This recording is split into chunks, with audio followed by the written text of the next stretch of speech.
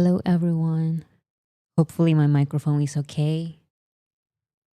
Let me know if you can hear me and if the volume is okay. Hola, Marcos. Fuiste primero. Hi, J Rams, Right Place, Wrong Person, Susie, Mirte, R, Pantheon, Bree, Kamoon. I'm hearing a weird sound from the microphone. Can you guys hear that? How is everyone doing? Monday felt lonely without you. Yes, I'm sorry. I couldn't be here on Monday. Um Volume is never enough. Oh my goodness. I thought it was a real it was a real comment.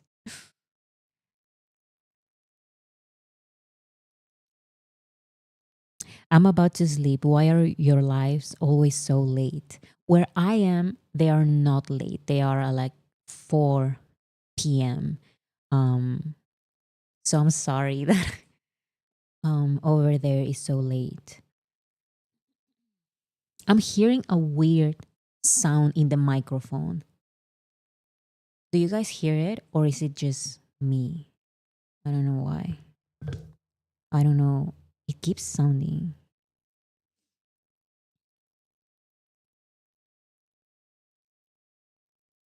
When is the next video? Very, very soon, I promise. But yeah, I was a little busy this week. That's why I had to cancel Monday. But I'm back. I don't hear anything weird. Okay, so I guess it's fine. So I'll just continue and ignore the sound that I am hearing.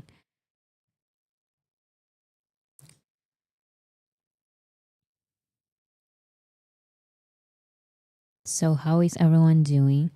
Okay, so I noticed that. Okay, so let me show. Eon shared. This was yesterday. Hashtag 4 years with Don't. Um, do you guys know the song Don't? This is a song by Eon featuring RM. It's one of my sister and I's favorite BTS songs collaborations ever. And it was the 4th year anniversary. I just cannot believe it because I remember when this was released. And my sister and I love this song. And we love the music video because it's so different to any um common music video that you see nowadays. And I don't know, I love this music video. I love this music video so much. Already I know. I cannot believe that it's been 4 years and one day because the anniversary was yesterday. I love this song. It's one of my favorites. And I believe Eon and Namjoon have, I believe, 3 songs together. They have Change Part 2, they have Don't, and then they have one for Mono. Do you guys remember which one that was? It was one of the songs from Mono. Bad Bye, maybe? Yes, Bad Bye.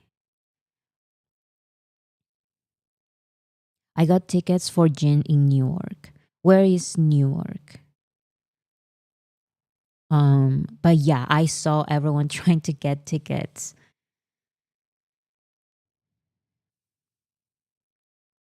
What are your predictions about BTS comeback? We're going to talk a little bit about that because um, I believe one day ago or maybe 2 days ago, it was the HYBE conference call for quarter 1.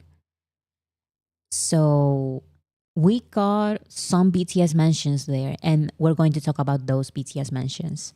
New Jersey, okay.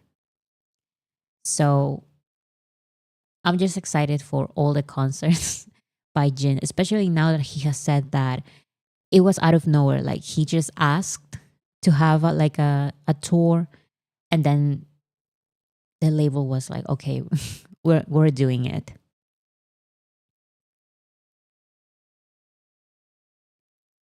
Did you see HYBE HYBE's Hope on the Street Japan live in cinemas. Yes, I saw the announcement. It's going to be worldwide. So I'm very excited. If it's worldwide and it comes to where I am, I'm definitely going to the cinema, to the movie theater.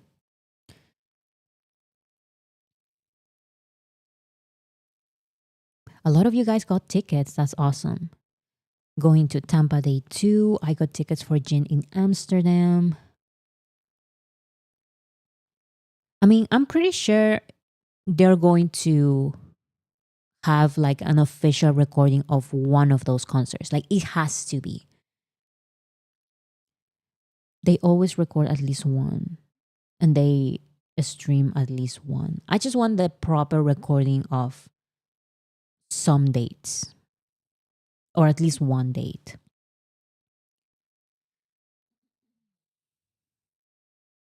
The Korean one's gonna be streamed, I think.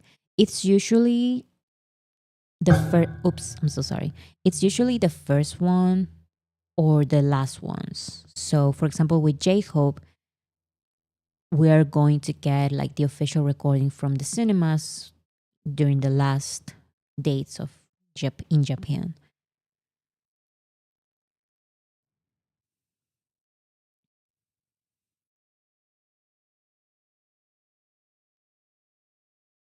A lot of you guys got tickets in Amsterdam. That's awesome. Mexico or Manila.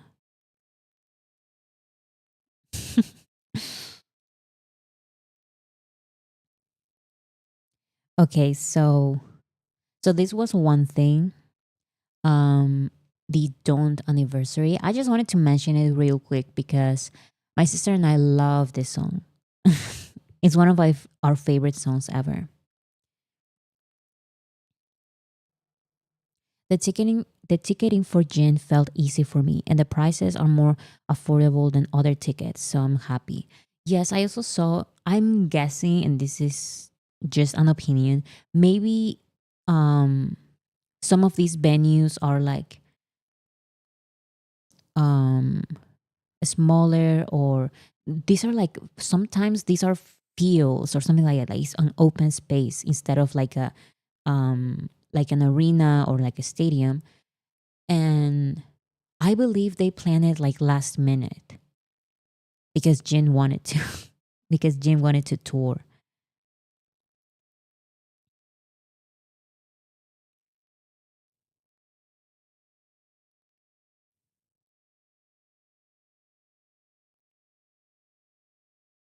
That's what Jin said. Yes, as the last, as a way of saying goodbye to Run BTS. I'm sorry, Run Jin.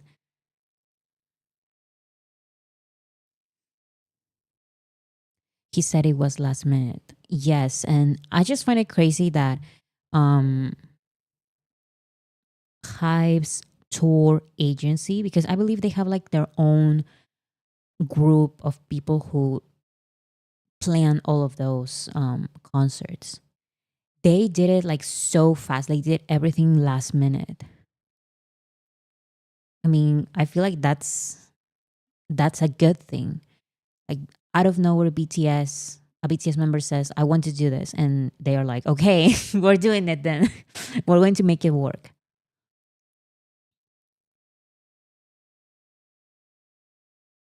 I don't know if you already mentioned it, and I know this is not supposed to be a live about weekly news, but oh my god, did you see Namjoon, Taeyeon, Jin, and Hobie's updates today? Yes, that is crazy. Um, Namjoon and Taeyeon shared pictures. They look so different. I mean, it's just the military stuff because they are so big now. I was surprised, but not that surprised. I was expecting them to look like a little different like that. Um their hair has grown out. Yes, that was the most shocking thing to me. They're letting their hair grow. And I mean, Jimin kind of talked a little bit about that. Like what hairstyle is he going to get for the reunion, and how is he going to dress? Like, I don't know. I'm just excited.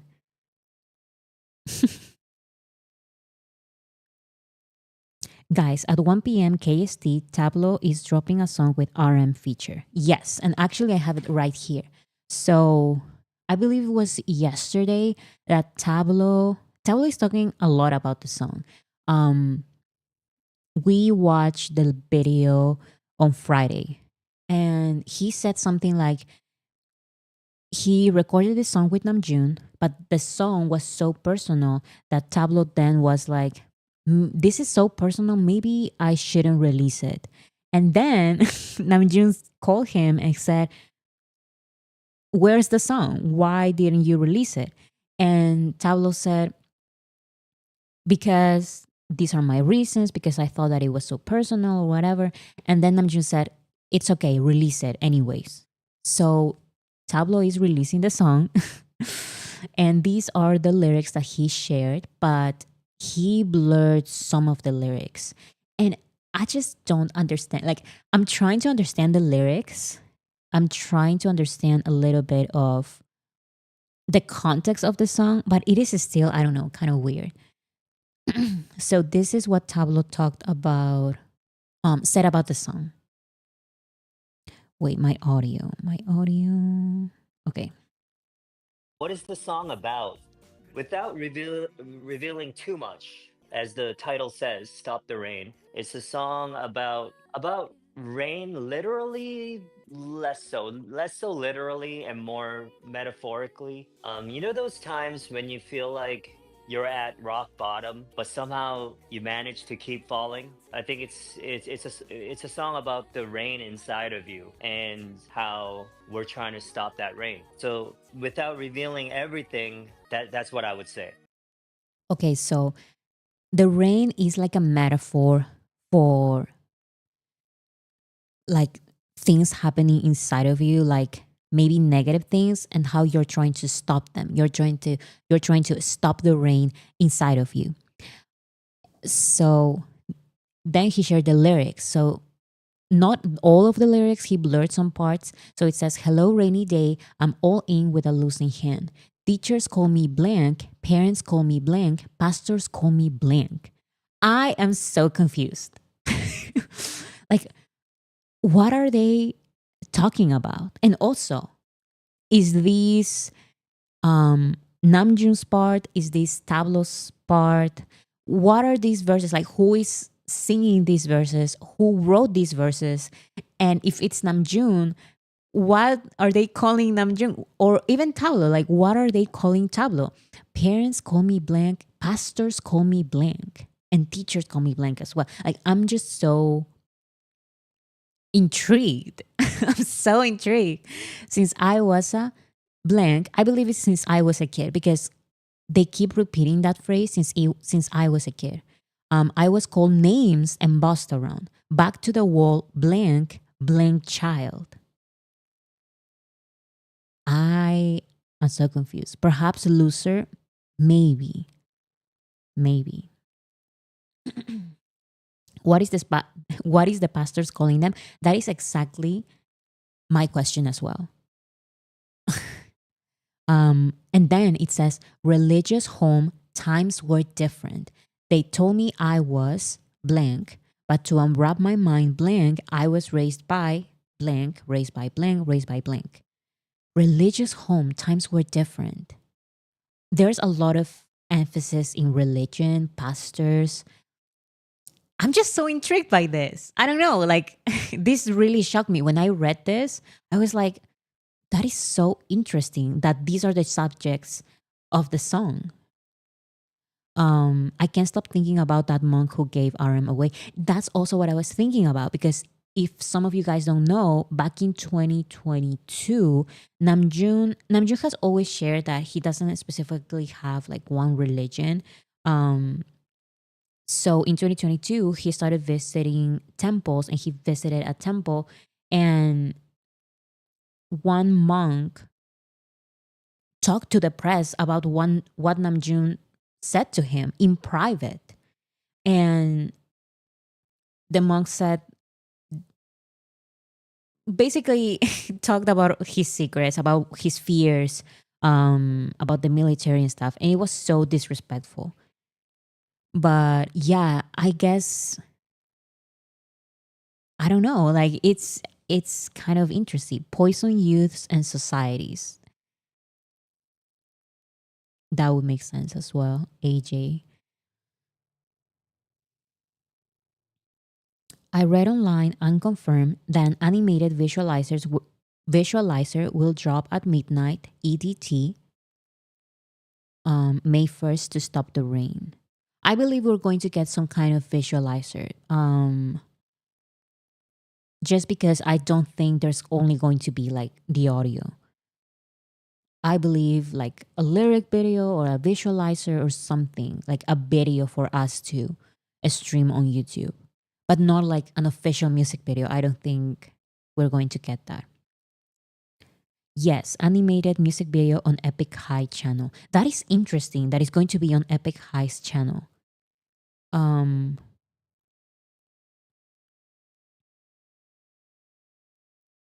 Bora, did you see the interview about the song? It's on Epic High's channel. No, I haven't. I believe. Let me see. Epic High. Mm. Oh, yeah, yeah, yeah. I saw clips of this. Yes, I saw this as well. Um, but I thought it was for a show. I didn't know that it was for the YouTube channel because I saw clips.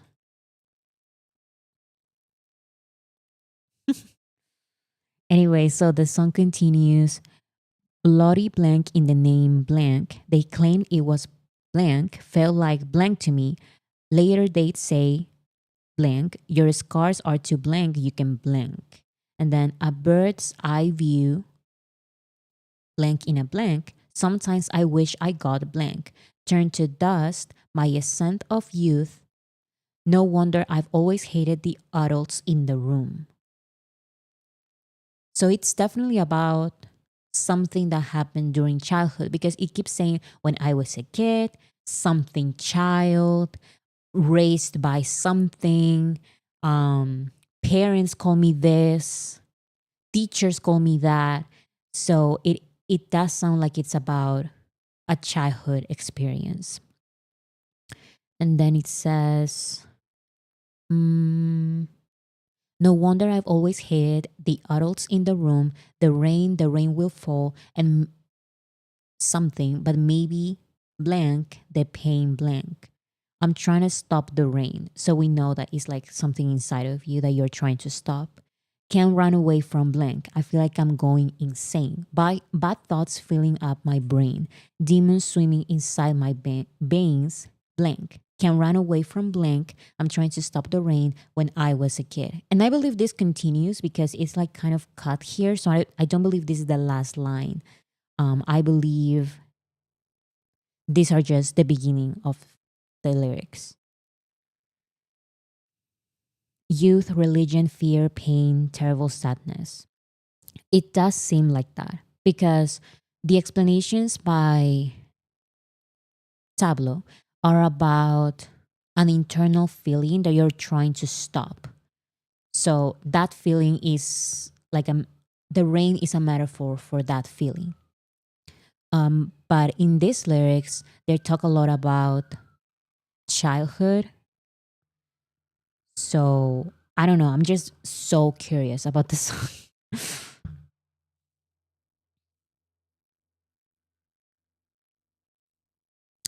Yes, Tablo explains it in the video you checked. It's an interview. The first part is his. Second is RM. They even play a bit of the song.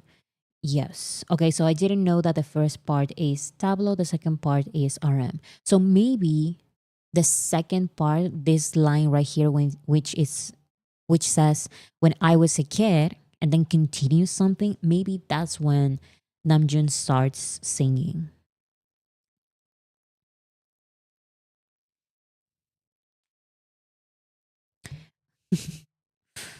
Okay, so I'm just very very curious about the song.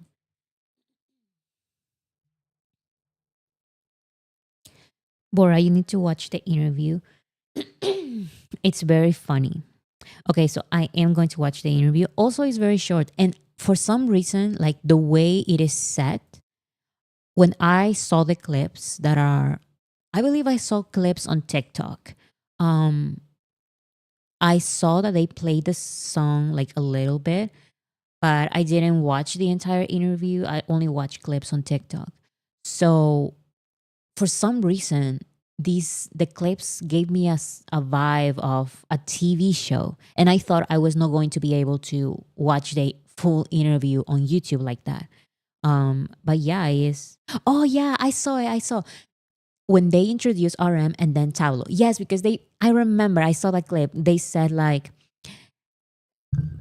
they said like Namjoon, the Billboard nominated this achievement, this achievement, this achievement, and they said like a lot for Namjoon. They said like a lot, and then they said and Tablo.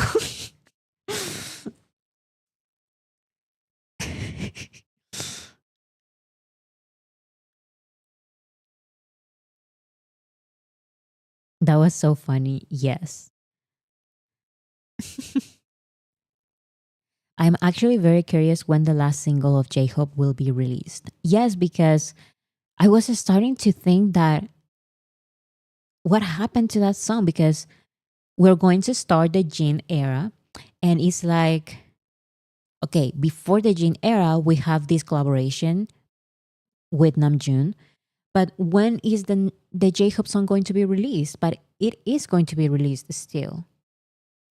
It's confirmed.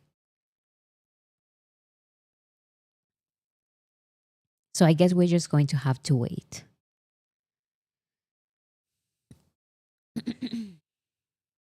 Maybe for Lollapalooza, that far? I don't know. Because isn't Lollapalooza in July? For Festa? Maybe for Festa. Maybe. I'm not sure. A lot of people are saying Festa or Japan. I believe it's for Japan, but I'm not sure. My microphone keeps falling. I'm sorry. My microphone is falling. Okay, so that is that. Um so this came out, I believe. I saw this yesterday, but maybe it was the day before yesterday. Did you guys watch Hype's 2025 quarter one conference call? This was released. This happened, I believe, the day before yesterday. He said in the same interview that it was his favorite or something similar. Maybe it's a collab with Jin. A lot of people are saying here that it's maybe a collaboration with Jin. I don't know, but I'm not sure because I feel like Jin. I'm sorry. I feel like J-Hope. When J-Hope does his solo stuff, he does his solo stuff. Like I don't know. Maybe I'm completely wrong. You know how I am with predictions. I predict that something's going to happen and it doesn't happen, and I predict that something is not going to happen and it does happen in the end. My sister makes fun of it, makes fun of my predictions all the time. So I don't know. I personally don't think so, but I guess we'll see.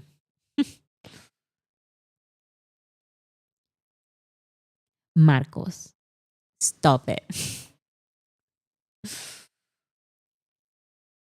No collab. He recorded it in LA, so I don't think Jin was involved. So that would make sense. If he recorded it in LA, um, they were not in LA during the same at the same time, so I don't think so as well.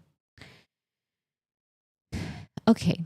So back to this. The day before yesterday, it was Hype's 2025 quarter one conference call, and we got some J-Hope, Jin, and BTS mentions.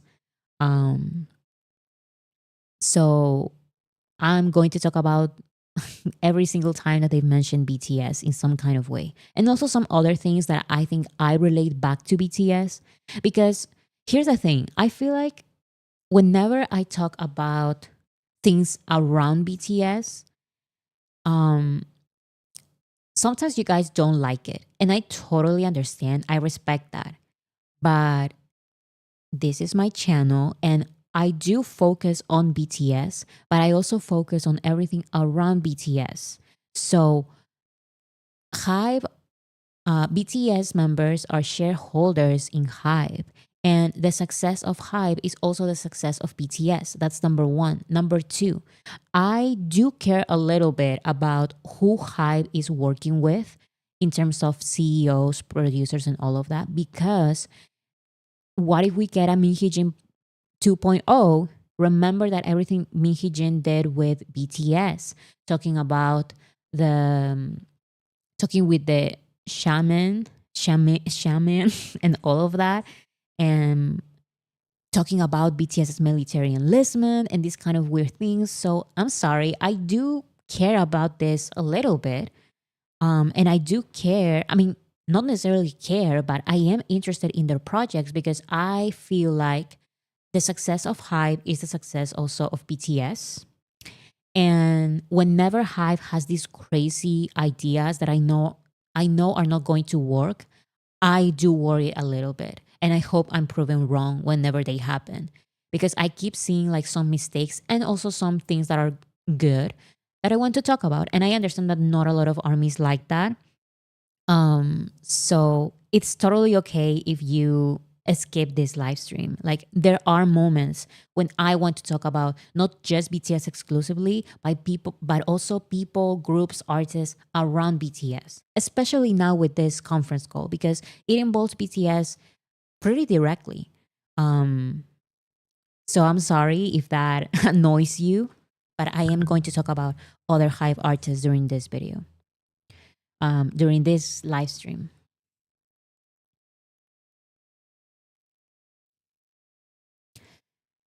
Okay.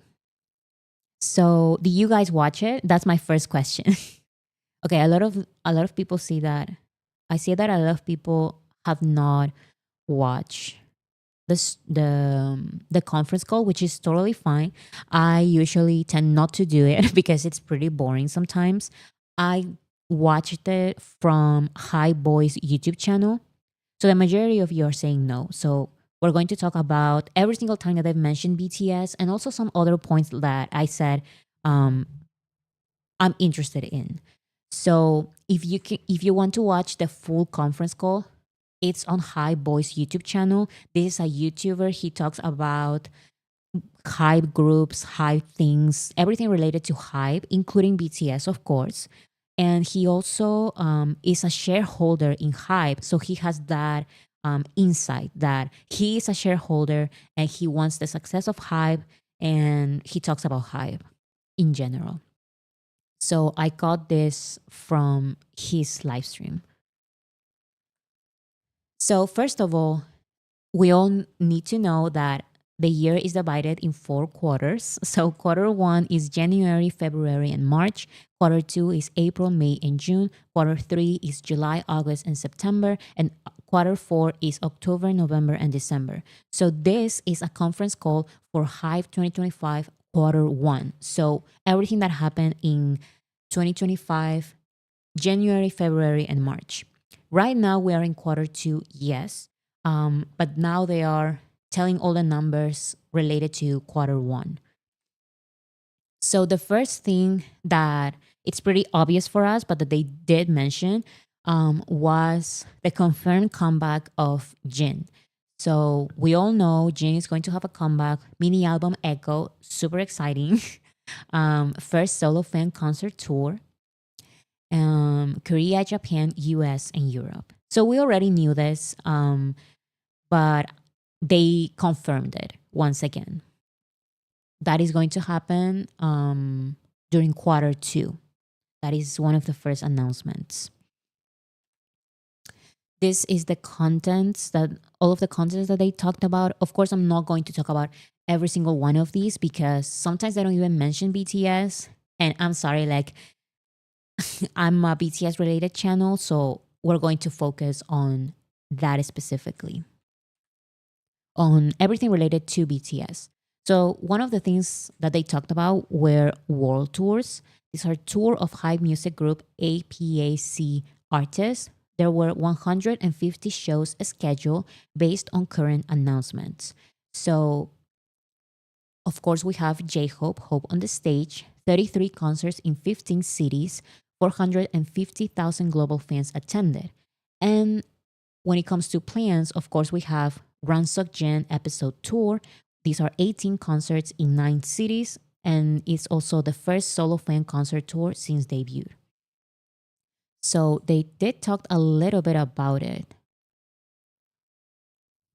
Hopefully the audio is working.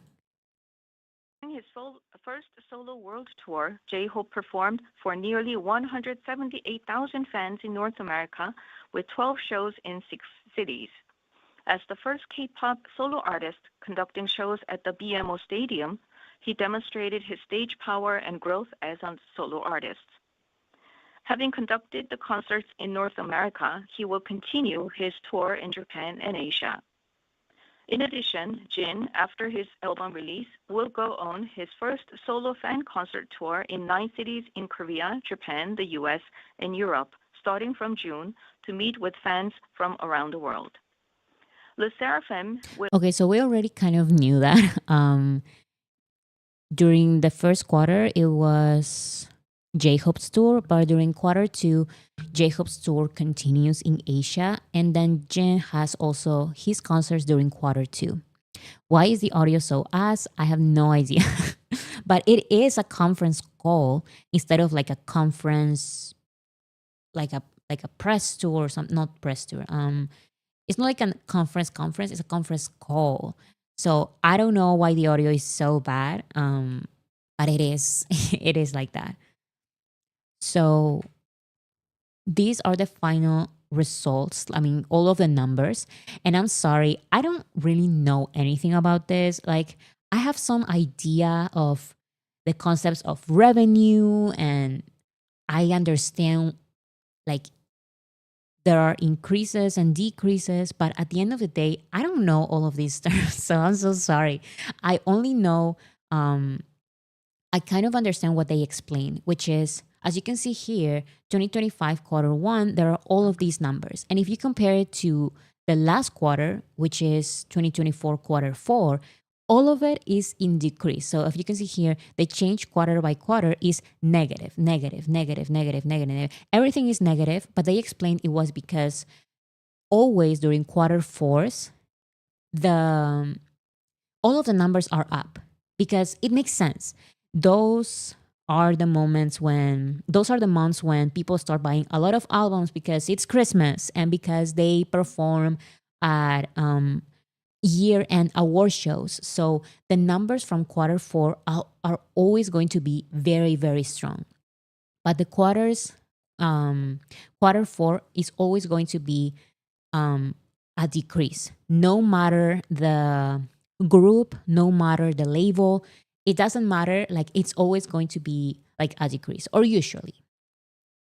So I think that makes sense because quarter by quarter, especially now after the year-end award shows and Christmas and all of that, yeah, you should not compare quarter one with quarter four with quarter one. Exactly. That's basically what they said during the conference call. But they did say that we can compare quarter one of this year with quarter one of last year. So quarter one from 2024, these are the numbers.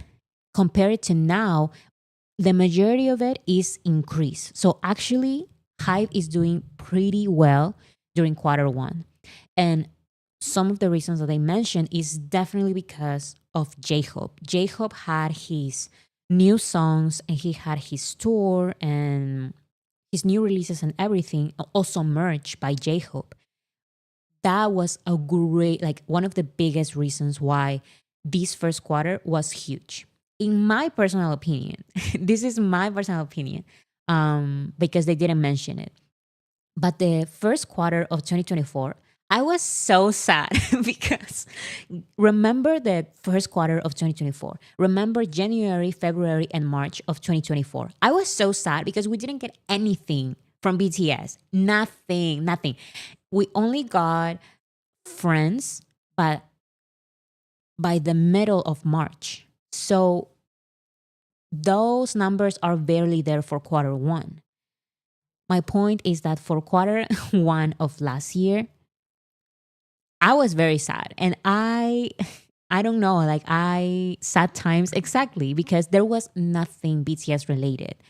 So I understand why there were like these numbers for the first quarter of last year. Compare that vibe, that moment, those months of last year. Compare those to the first months of this year. This year, January of 2025, I was so excited. We celebrated here on the channel where I did a stream about finally like BTS's comeback year is here. I was so excited during January. Even though they didn't release anything in January, I was excited. And then they announced J-Hope's new songs, J-Hope's tour. They announced seven BTS moments. They announced the BTS Poly, no sé BTS Poly, how is it? BTS Poly. And I don't know, like in general, I was more connected to BTS definitely this year than last year, especially during January, February, and March. So I totally understand why there was such a big increase. There was a 38.7% in growth this year from compared to last year. So I totally understand that. Bora, you forgot about Hope on the Street Volume 1. When was that released? Okay, let me see. Hope on the Street. I feel like everything related to last year. It was a sad time with BTS not being here. Okay, so it was March 29. So right at the end of quarter one, I would actually consider it quarter two because that would be only like 1 or 2 days. I believe that doesn't count. That is basically April. So I would consider quarter two. That I would personally consider it quarter two instead of quarter one. So yeah, that's why HYBE's quarter one of 2024 was so low. And also they didn't like I guess the other artists contribute as well. But I'm focusing on BTS, so whatever. So as you can see here, the biggest growth of everything, look at this list, like the biggest growth of everything is everything related to J-Hope. So we have total revenue, and there are two types of total revenue. Of revenue, there is artist direct involvement, and then there is artist indirect involvement, as you can see here. Artist direct involvement includes things that the artist would actually have to participate in. So recorded music, concerts, ads, and appearances. Like J-Hope or any HYBE artist would have to participate in this artist direct involvement. And artist indirect involvement includes merchandising and licensing, contents, fan club, etc. And that really, the artist is not really as involved. If not, like they are not involved at all. We know that in the case of J-Hope, he was involved in his merchandising because I believe he designed, he chose the type of merchandising that would be, that he would have for his tour. But it's still considered artist indirect involvement. Now, as you can see here, huge increase, 252.3% of growth because of J-Hope's tour. Just because of J-Hope's tour. Well, also because of other tours, but J-Hope is part of that. So the tour section, the concerts are like a huge increase this year compared to last year. Also, we have merchandising and licensing, and they specifically mentioned that this is because of J-Hope's merch, tour merch. So yeah, J-Hope did that. He and of course other hype artists. They also mentioned other hype artists as well. It's not all on J-Hope, but I do believe that J-Hope played a big part in this increase because they mentioned it. Like J-Hope's store and the merch for his store helped hype in general a lot. A lot. So yeah, he did that. That merch was so good though. I know, like it was so his merch. I feel like it's things that I would actually wear. Um, I love his merch, his tour merch specifically. I got the merch even though I couldn't go to the concerts. That is also the reason why I believe there is such a big increase. Um,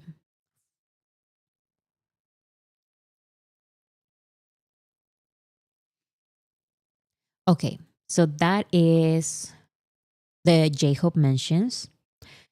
We don't have anything here from Jin because Jin is just for quarter two, like that is the future. They cannot include Jin's plans here, only the results. So I guess the numbers for Jin tour and his album, we would get those maybe during quarter three. Um, we'll see, I guess. Okay, so here's another thing that they talked about. They talked about Weverse listening parties. Do you guys remember this? This was a couple of months ago. I don't remember. This was, I think it says here, April 1st. Wait, April 1st? Oh, that is the replay. Yes, because I believe it was during March. They had hype artists um, host listening parties on Weverse. And I believe that this is Wever's way of basically trying to have their own station head, to not rely necessarily on station head. Because a station head is this platform where artists or fans, anyone really, can host a streaming party and then anyone can join and it's like a radio and every person who joined the streaming party is streaming the same song.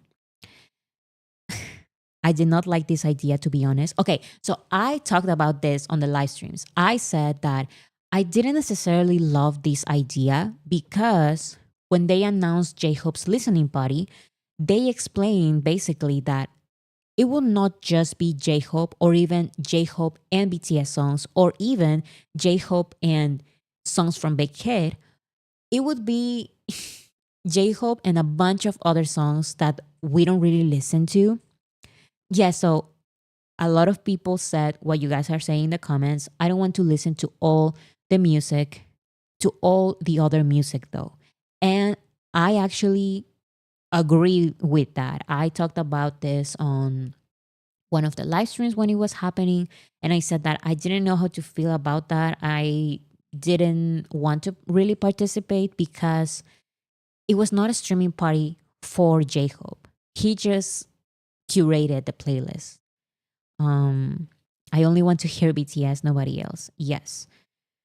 The concept isn't bad, but I hated the combined listening parties. Yes, I believe none of us like the listening parties. But here's the thing, they explained that I believe personally, they didn't say this, but I believe that they did these listening parties by J-Hope and other artists as a way to promote this idea because what they said is that basically any one of us can host any listening party. So you would have to pay for a membership to be a host, but you don't have to pay for a membership to be a listener. So I believe they're trying to replicate Station Head 100%. So let's say I want to host a streaming party on Weverse. I would have to I would have to pay or subscribe to the digital membership, and then I can host like a Weverse listening party and only play BTS songs. And that would be a possibility. Like, it's all up to the fans. I don't like the concept that there is other membership for this. Okay. But I believe like it's not that bad of an idea because it would be basically the same as a station head. Now, what I don't like is that you have to subscribe to the digital membership. But that is only for the host, though. If you want to join, you don't have to pay for anything and just join a listening party. And as a host, you can just include BTS songs. We can all just include BTS songs and host our own listening parties. Can't this happen without money? That's also like what I'm trying to say as well. So they said that, or they showed, yes, it's true that to host a listening party, you have to be subscribed to the digital membership. However, they say that there are some benefits. And so, first, it says how to participate. One, host a listening party in the community of your favorite artists. So, let's say me, for example, I want to host a listening party only for BTS songs and BTS solo songs, no one else. Number two, promote your party and gather as many listeners as possible. Again, it's the same as with a station head. You would have to promote your own party and gather as many listeners as you can. And then number three, it says special benefits for both host and listeners through a raffle. Now, this is the difference between Weverse listening parties and a station head. In a station head, you do your streaming parties, your listening parties, and there are no other benefits. For this, they say that you have some benefits. However, now when I'm seeing the benefits, I'm not sure about them. Let me know what you guys think. It says event benefits. Benefit one, first 100 most popular hosts with over 1,000 listeners get 100 jelly. Benefit two, 200 listeners through a raffle would get 50 jelly. Now, do you guys know what jelly is? Jelly is basically Weverse money. You can buy other things on Weverse or have access to a yes, Weverse coin, Weverse currency. So you would get other content on Weverse with the jelly that you get. So that those are the benefits that they're saying. It's like a discount, yes. Don't you also need a premium Spotify account? I'm not sure because I never joined. Like, I'm so sorry. I've never joined a Weverse listening party.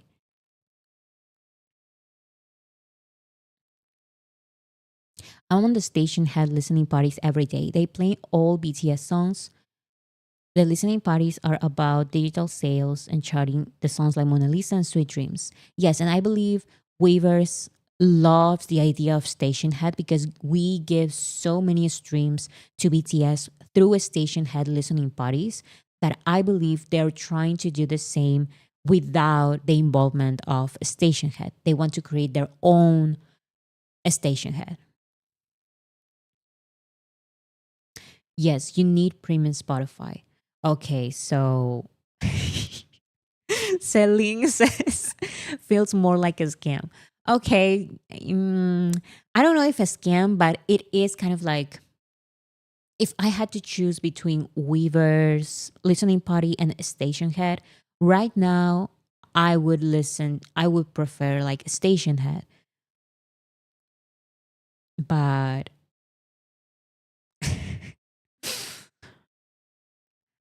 I think this was not like as bad of an idea as I used to believe. My microphone keeps falling. 1 second.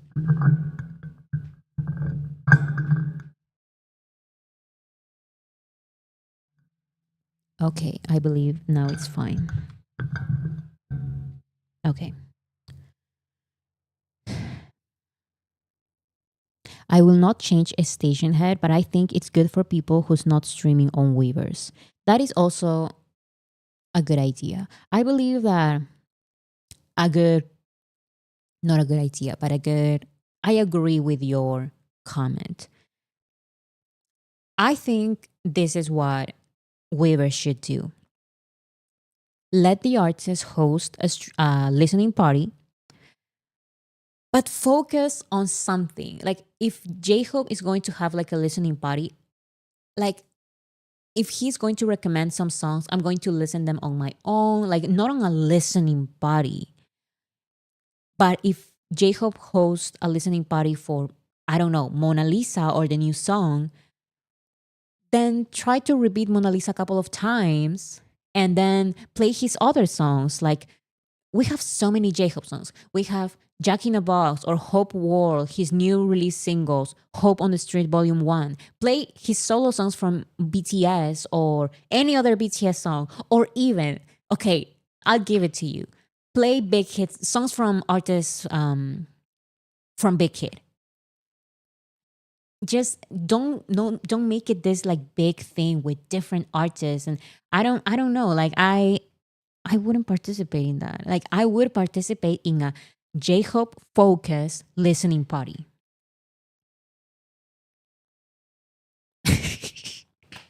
You guys don't like the idea?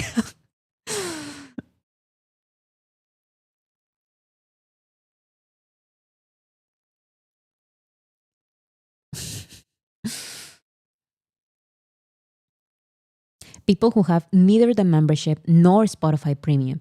So that's the other thing that I'm also like a little hesitant. This only works if you have a Spotify Premium.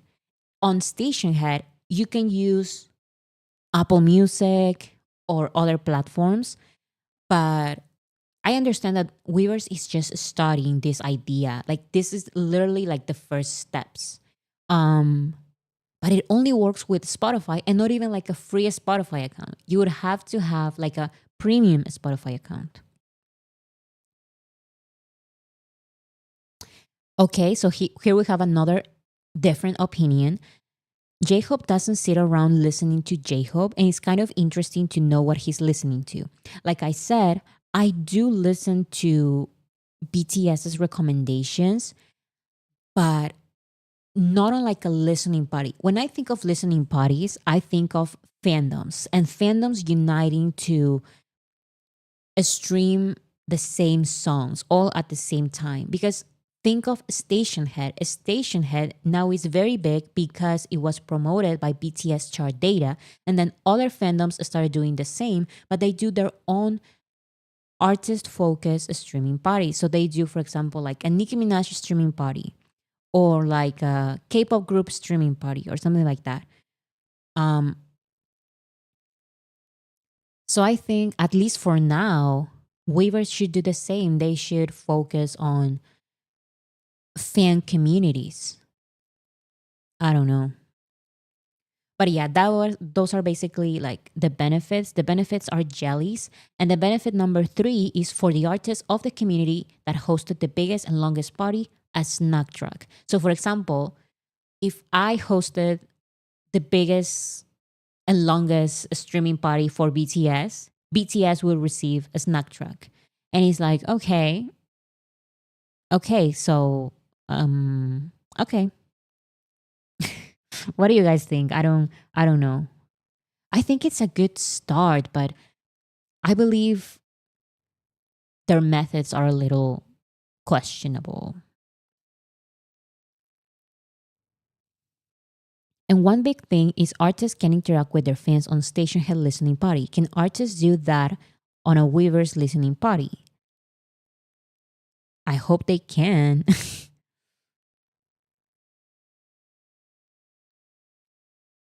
I think it's fun. Yes, that was also what I was thinking. I think that if they continue working on this idea, I would totally like completely move on, like leave a station head behind and focus on this platform because I think it's a good idea. It's just that there are some problems with it.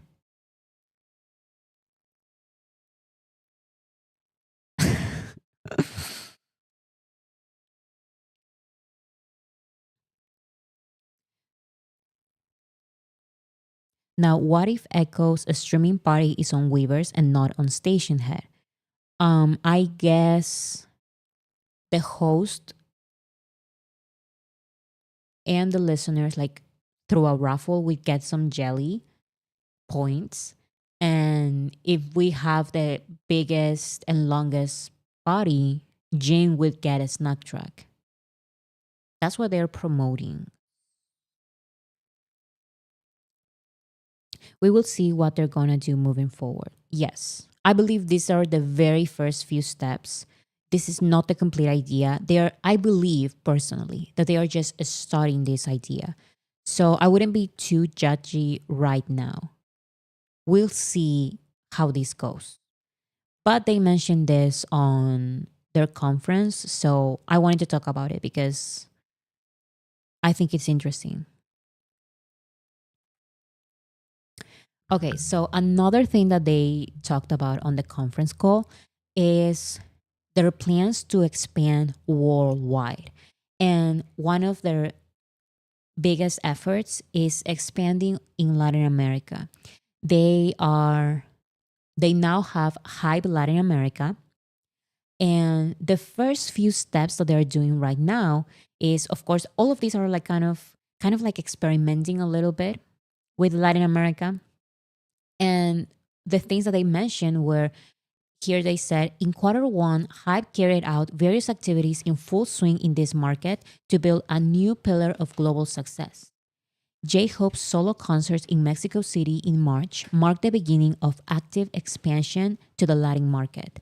The pop-up stores during the concerts aim to blend the artist's universe with local culture, which successfully showcase how HYBE and Latin America is able to connect with local fans.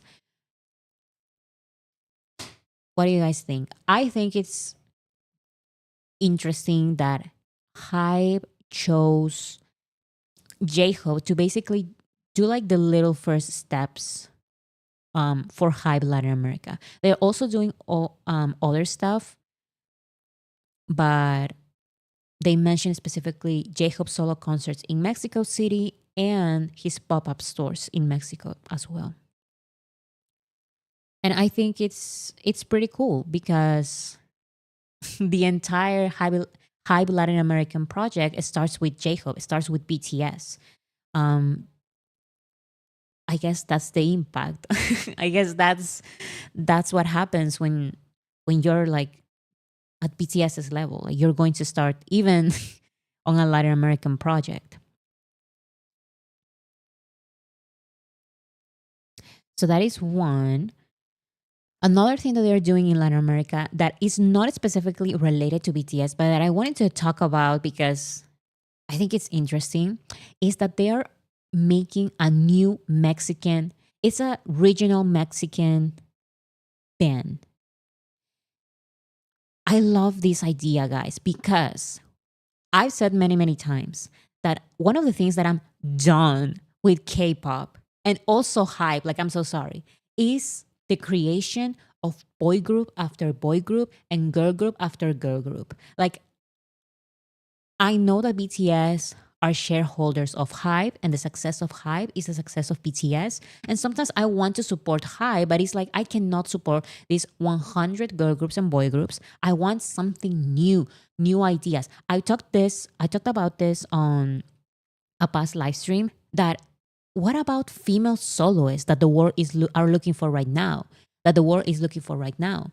I don't know, like a rock band, something different. So HYBE is finally doing something different. They're doing a regional Mexican band, regional mexicano, exactly. And this is a genre that has been growing so much for the past 2 years, so maybe 3 years. And it's such a good idea because this is a growing genre and they are not doing. When I first saw this, I thought, this is so boring. They're going to create a Latin American boy group. And I was like, oh my God, another boy group. But no, they're actually doing like this proper project. They're working with Telemundo and they're going to have a show. It's going to called Pase a la Fama, which is kind of translated to path to fame, maybe something like that. If anyone has a better translation, I will just read it. I hate regional mexicano, sorry. That is totally fine. I'm just saying that as a project, even if you don't like it, it is a growing genre in Latin America and also in the United States within Latin communities. So this is kind of like a good idea in my opinion. Ticket to Stardom, Road to Fame, yeah, something like that. Something the show is going to be called something along those lines. I don't like the genre either, but it does have a big reach. Yes, the genre is growing a lot, and this is actually a great decision from HYBE Latin America. Instead of the millions of new boy groups and girl groups, which I'm so sorry, I can't do this. I can't do it. Like, I'm so sorry. I really try sometimes. I really try to give everyone a chance, but I just cannot with more boy bands and girl groups. I'm sorry, I just cannot. Um, So yeah, it's I believe it's a good idea. Another thing that HYBE Latin America is doing is signing artists already. They're signing Latin artists already. So it says K-pop powerhouse HYBE has launched a new label targeting Latin America and signed a local music star, strengthening its efforts to expand in one of the fastest growing markets in the world. HYBE Latin America announced Wednesday that it has established 12,000 Music and signed Meme del Real as its first artist. Meme del Real is a member and producer of the Mexican rock band Café Tacuba, a multiple Latin Grammy Award winning group recognized for Best Rock Song, Best Alternative Song, and Best Duo Group honors. So I think it's great that they are already signing Latin American artists instead of creating another boy band. Like, I'm so sorry. I'm just done with it. Are you a multi-Bora? Are you new here? No, I'm not. um, but I don't hate like groups in general. I only stand BTS really. Se dice Café Tacuba. Oh, Tacuba. I said Tacuba. Okay, Café Tacuba is the rock band name.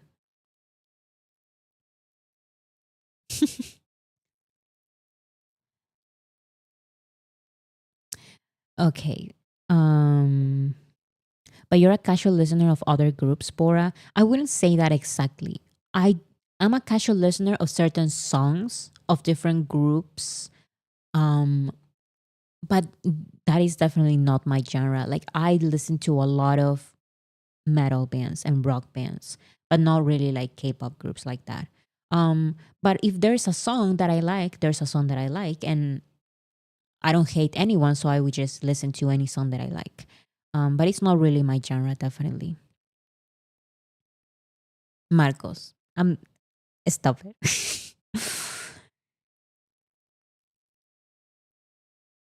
Okay, so another thing that I thought that it was interesting is that what I do find interesting about HYBE Latin America is that the CEO of HYBE Latin America he's called Jong Young Ka.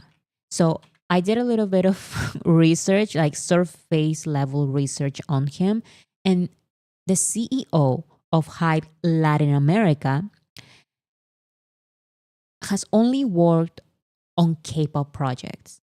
The CEO of HYBE Latin America used to work in YG.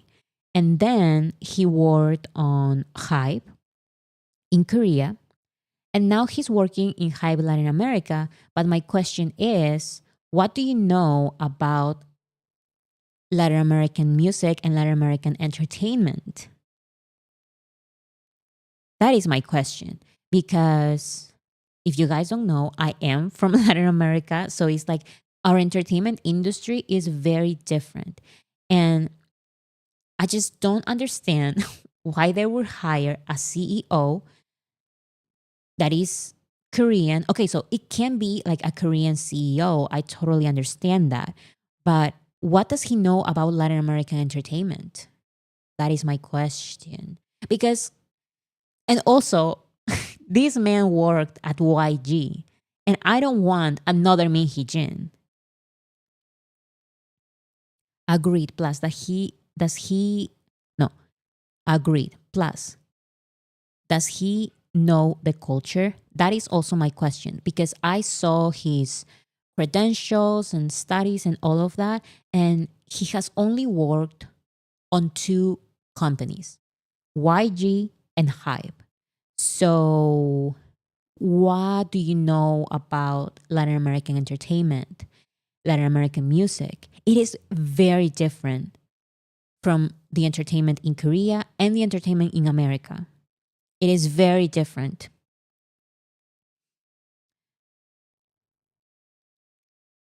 Often, CEOs do not know the details of the businesses below them. They are there to hire the right people to manage the work while he handles the business inside. So, that is also a great point because, once again, I'm just hoping for the best because HYBE Latin America is just starting. And so far, all of these are good decisions. Like I sometimes raise my eyebrow whenever HYBE America has some decisions signing this artist or creating this group or whatever. But HYBE Latin America so far is signing, I believe, good artists, and they are creating, for example, this Mexican band. This is like, I believe this is a right choice. So yeah. Also, another thing, I've said a couple of times that I am from Peru, and HYBE Latin America signed a Peruvian singer, and that is a Peruvian female singer.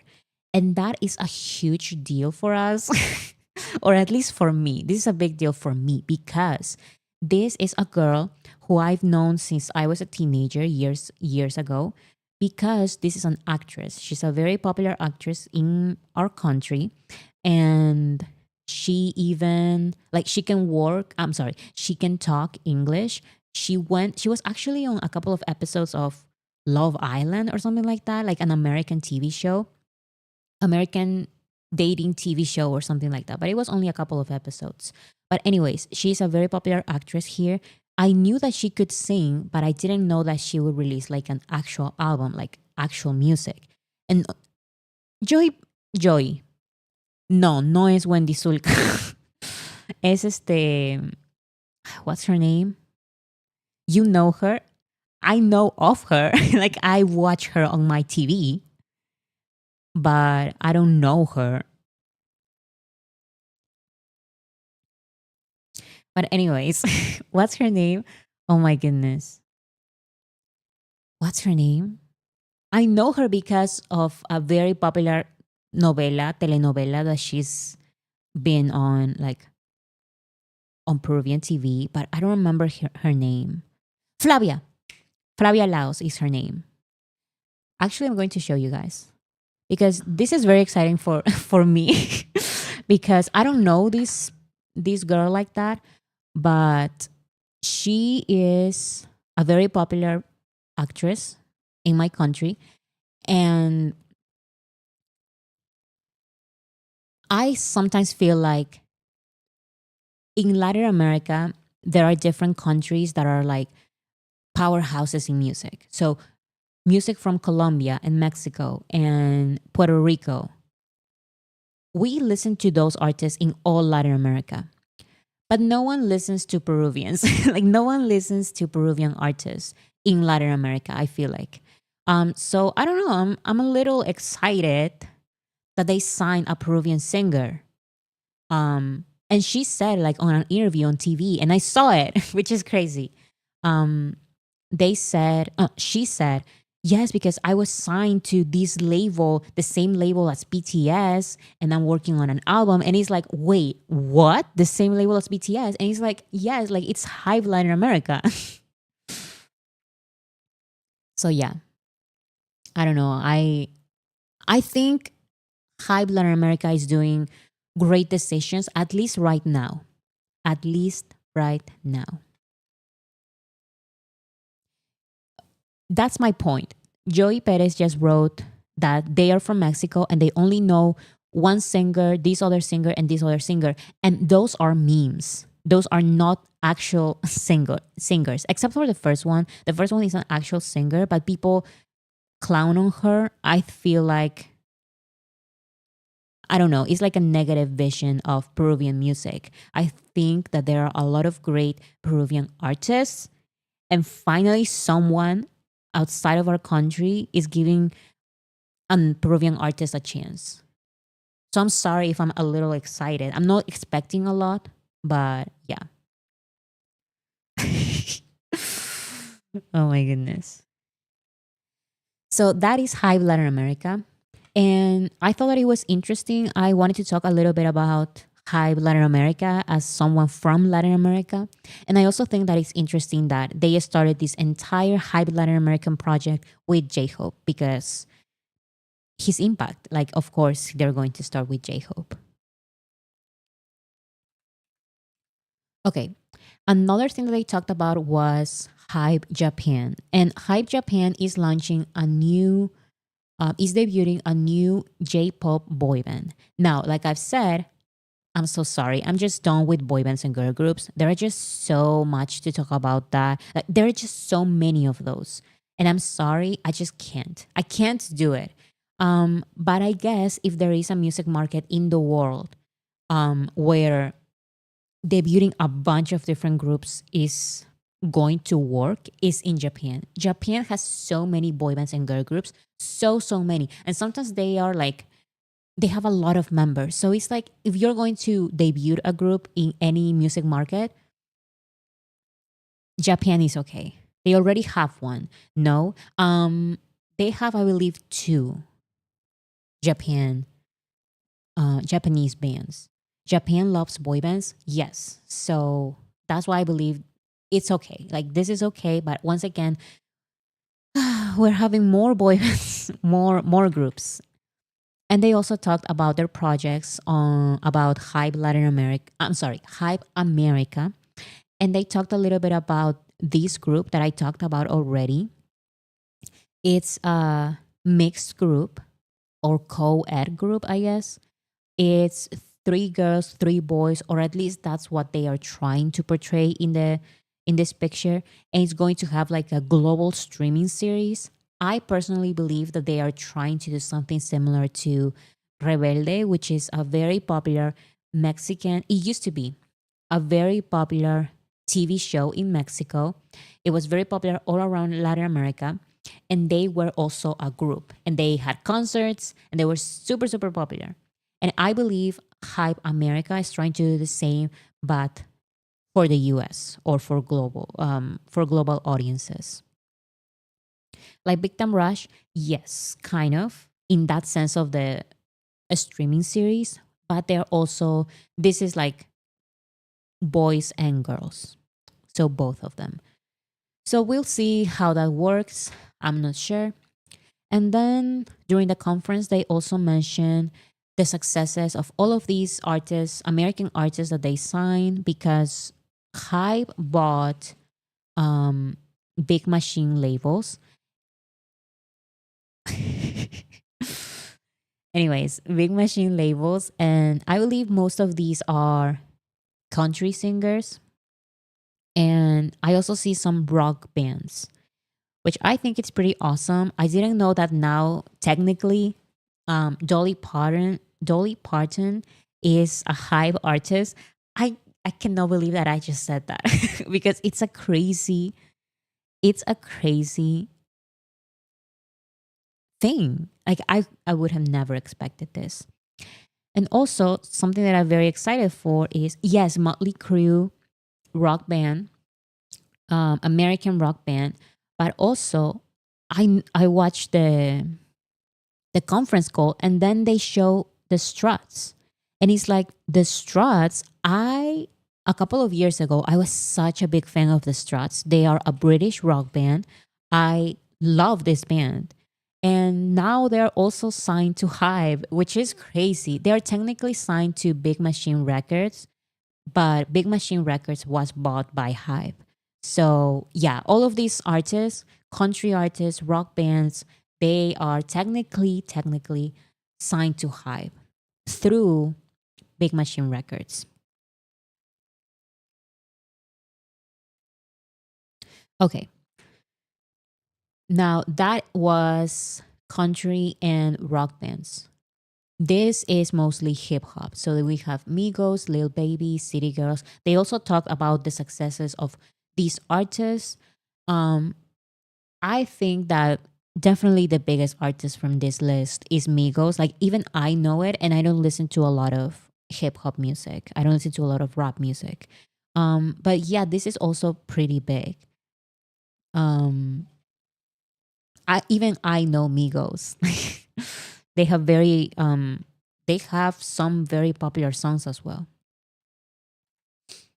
Okay, so they talked about all of that. They talked about J-Hope's tour and J-Hope's merchandise because the merchandise also had so much revenue. Like it made so much money, specifically the concerts and the merchandise from J-Hope's tour. They also talked about Jin's the projections for not projections, but their expectations for Jin's comeback and tour. Um, but they also mentioned BTS's comeback specifically. Okay, so before we actually watch that, I'm going to read a comment that a lot of people keep repeating. It says, "Why does it seem like HYBE is on the goal of monopoly in the global music industry?" I personally don't see it like that because this seems like a lot. This seems like, oh my God, like HYBE is doing so much in Latin America and in Japan, and they're doing these things everywhere. But you have to realize that HYBE is trying to just not be a K-pop label. They're trying to be a global label, just like Universal Music Group, just like Sony Music, and just like Warner. Like we talked in one of my live streams, actually, I'm going to show it. On one of my live streams, I explained that HYBE is number 4 right now in the world, not just in Korea, in the world when it comes to entertainment. Where is it? Here. So it's Sony number 1, UMG number 2, Warner number 3, and HYBE at number 4. Now, it seems like HYBE is doing a lot right now, but they are still not close to number 1. They can surpass maybe in a couple of years Warner, but that is if they keep continue growing and growing and growing. I believe that there is a possibility still of surpassing Warner, which would be crazy because this entire thing happened because of BTS. Like, remember when there was no hype and it was just Big Hit Entertainment and it was just BTS and Ehyun, of course, don't forget about Ehyun. But this is BTS's impact. This is BTS's impact. And it seems like, yes, they're trying to like enter all the markets, Latin America and Japan and America. But you have to know that Sony, Universal, and Warner also have Sony Latin America. They have Universal Latin America. They have the same for Japan. They have UMG Japan. They even have a YouTube channel and they do all of this stuff. And I believe that HYBE is just doing what any of these big entertainment industries are doing as well. It may seem like a lot for a lot of you right now, but this is what they were trying to do like this entire time.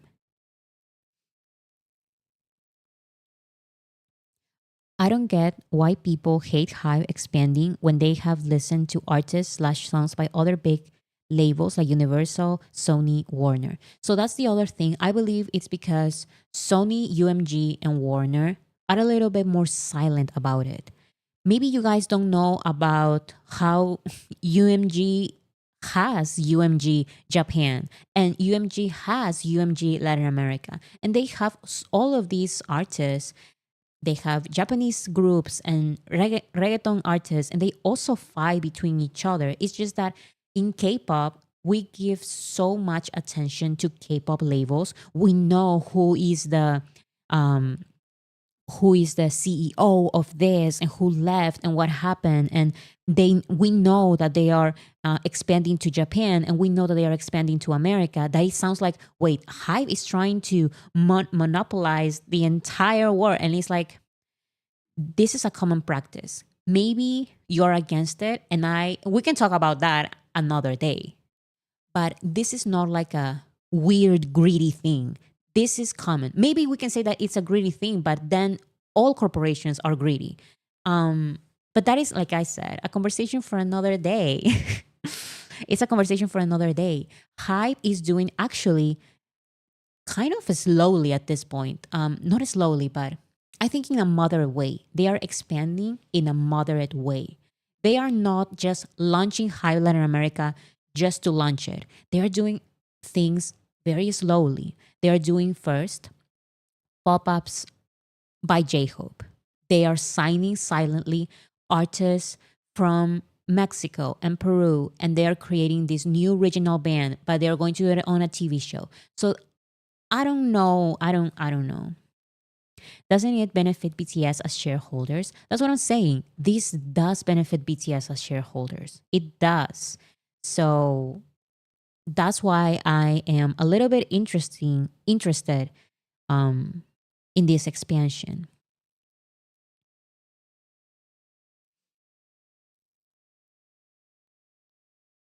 This kind of expansion is what destroys small artists and small labels.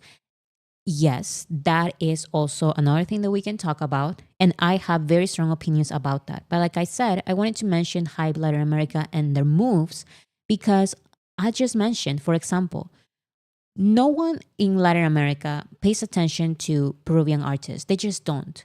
Someone mentioned 3 Peruvian artists and they were all memes. We are laughed at in Latin America. I'm so sorry. Like, that is the truth, and I hate that. No one pays attention to BTS. No one pays attention to Peruvian artists seriously. But HYBE at least is giving one Peruvian artist a chance. And I don't know, like, I'm sorry that I am kind of like a little grateful for that. So I don't know.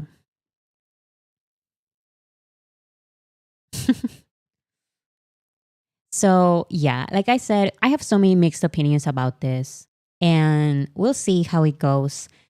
I just wanted to talk about that monopoly comment because it keeps being brought up, and we can totally talk about, like, in more detail about all of that because I agree with you in certain ways. But yeah, this is not like greedy HYBE. This is like, okay, like, they are a corporation. Of course they want to expand, just like Sony, UMG, and Warner. And HYBE has a chance of surpassing Warner in maybe 5 years or 10 years. Who knows? But I feel like HYBE has an opportunity. It's okay, SK. You started it. Actually, I read your comment, but a couple of people were saying the same thing. So it's not on you. And I totally, like, I don't disagree. That's what I'm saying. I don't disagree. I'm just saying that it's not just about HYBE. It's about corporations in general. And that is another conversation that we can have. Just not today because we're focusing on other stuff. Okay. Why wouldn't HYBE expand? That's what I'm saying. That's what I'm saying. But yeah. And corporations are evil. That's also true. Like, both things are true. And we can have that conversation maybe another day. But now let's get back to BTS because this is the most exciting comeback news in a while. So there was a Q&A section at the end of the conference call. And one shareholder had a question. They said, why was content revenue weak in Q1? So as you can see here, it's total revenues, artist indirect involvement. One of those is contents. So it says right here, as you can see here, there is a decline there. That is the biggest decline in the entire list. So that was the question. And this was the answer given by HYBE. I believe it was by HYBE's CEO. Let's listen. Hopefully the audio. Okay. So, Jin, let me respond to your first question. Subscription membership related sales are not included in content revenue, but they are included in the fan club sales. Now, for content revenue, it includes diverse components, including the sales of DVD and memories of BTS and other self-produced videos and content.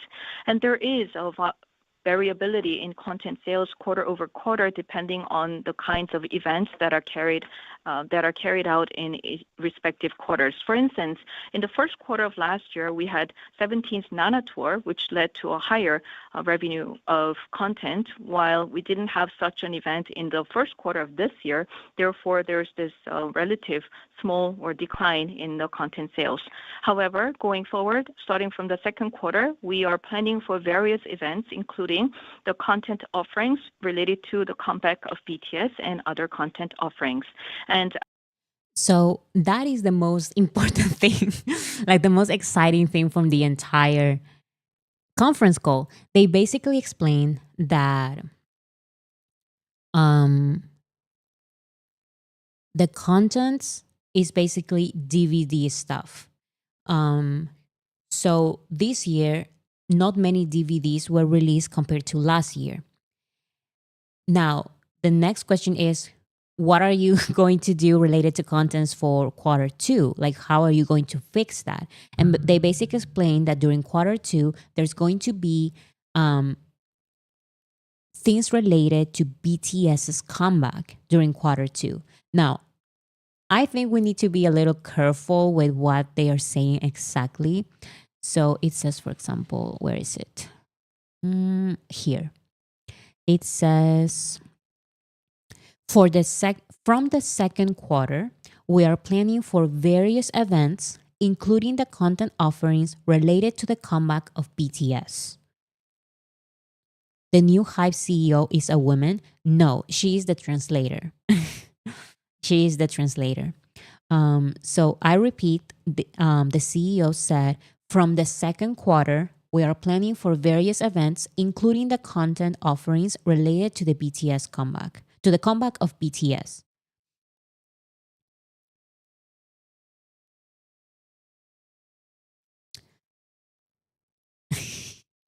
So let's be a little careful about our expectations, because remember, quarter one is already gone.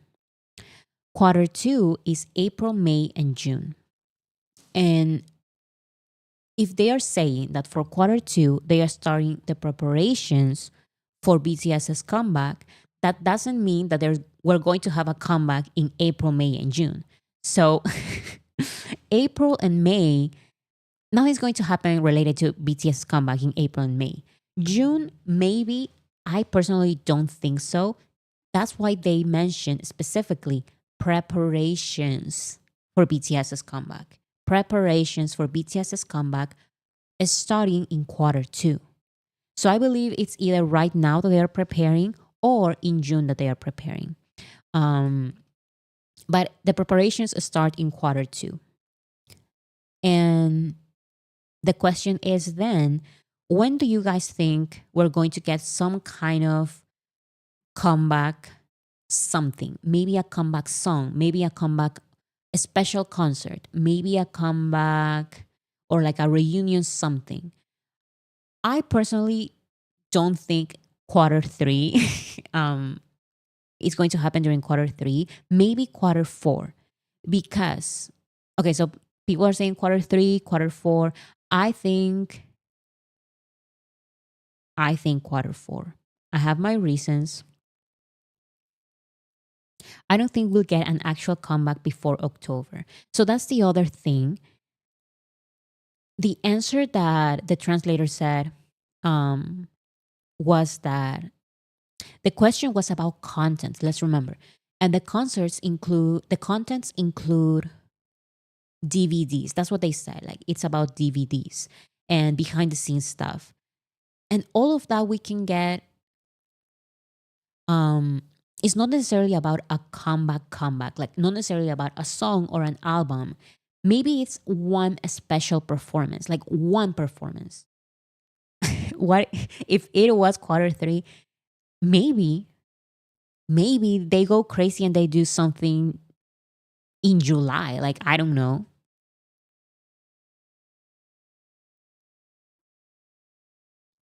Hype concert at the end of the year. I don't know, but I feel like, first of all, maybe, because they're doing a lot of those. But I do believe that even if you don't believe that BTS is going to release an album this year, also doubt it. I definitely feel like they're going to do something this year, especially during quarter three or four. Maybe it's one special performance, just one, or maybe the year end award shows. I feel like maybe they can do it. I feel like they would definitely be invited. And maybe they would do one or two. I don't know. Even if you don't think there's going to be a tour this year, it mostly seems like the tour is going to be next year, not this year. Let's remember that there was this news about something that Hype CEO, or was it Big Hit CEO, said, and it was misinterpreted all over the internet. Big Hit CEO said that something about BTS's tour, BTS's comeback tour, that it was being pushed to 2026. And all of these horrible news like Korea Boo and all of those like news outlets, news like not real news, but anyways, um they said, oh, like BTS's comeback is being rescheduled for 2026. And so many people said, well, obviously, because nothing was going to happen in 2025, when the CEO never said that. The CEO said about the BTS tour. And he's like, okay, like I could understand the BTS tour being rescheduled to 2026 instead of 2025. However, that's not the headline. The headline was saying, we're saying things like BTS's comeback is being rescheduled. And it's like, no, the tour is going to be in 2026, most probably, but not the actual comeback. And the comeback can be literally one song. They can just release one song and that is considered a comeback.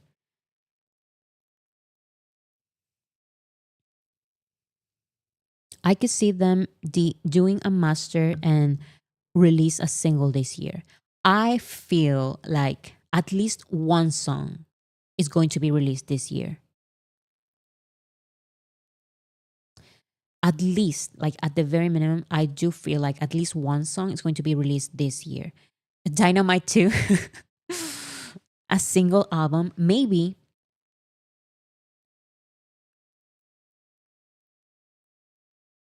This is why he didn't want to talk about it in the first place. They need to finalize things when the guys get together to work on it.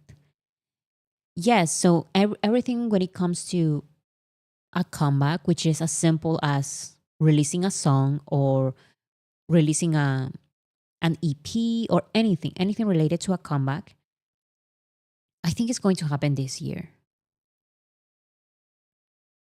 Definitely a single this year. I also agree. I believe that as well.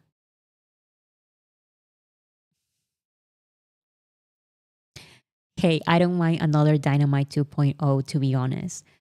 You know what? They can release whatever they want. I'm going to listen to it either way. A special performance for the most beautiful moment in life anniversary.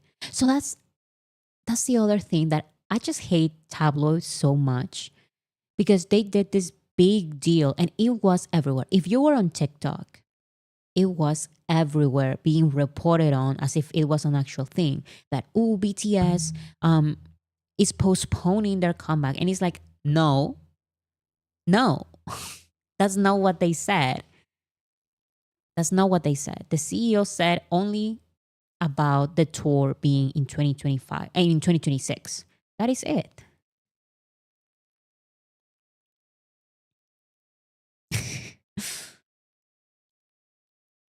Tablo, not tablo, tabloids. I don't know how to pronounce it. Tabloid, I believe is how you write it. Tabloids, not Tablo. Tablo did nothing.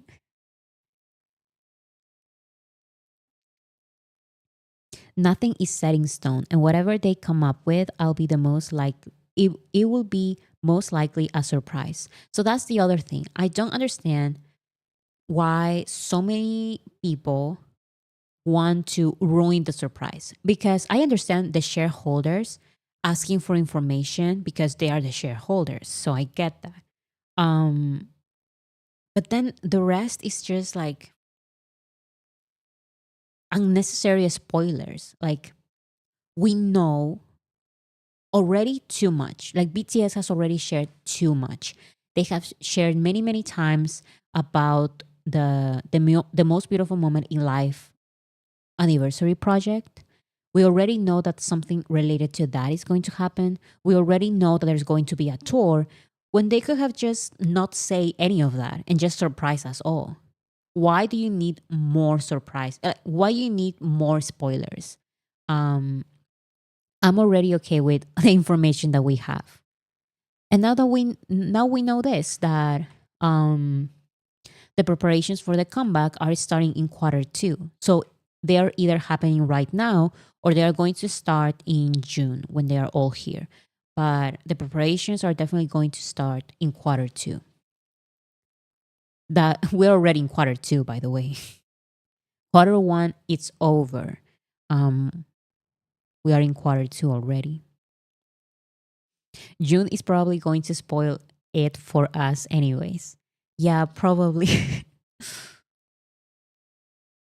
People are too anxious. I totally get that. I am an anxious person. But it gets to a point, right? Because it's like, I feel like there is a fear. It used to be a normal fear of, what if BTS like doesn't come back, or the typical fear.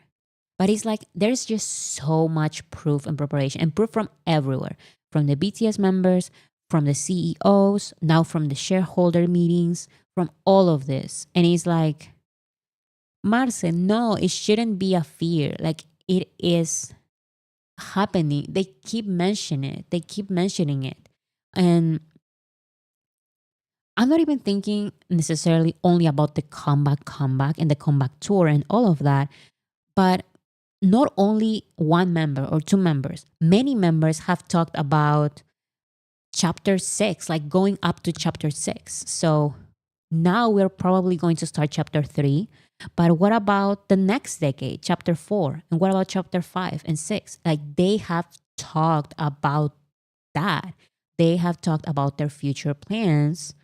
So I understand being a little anxious, but there's nothing to be scared about.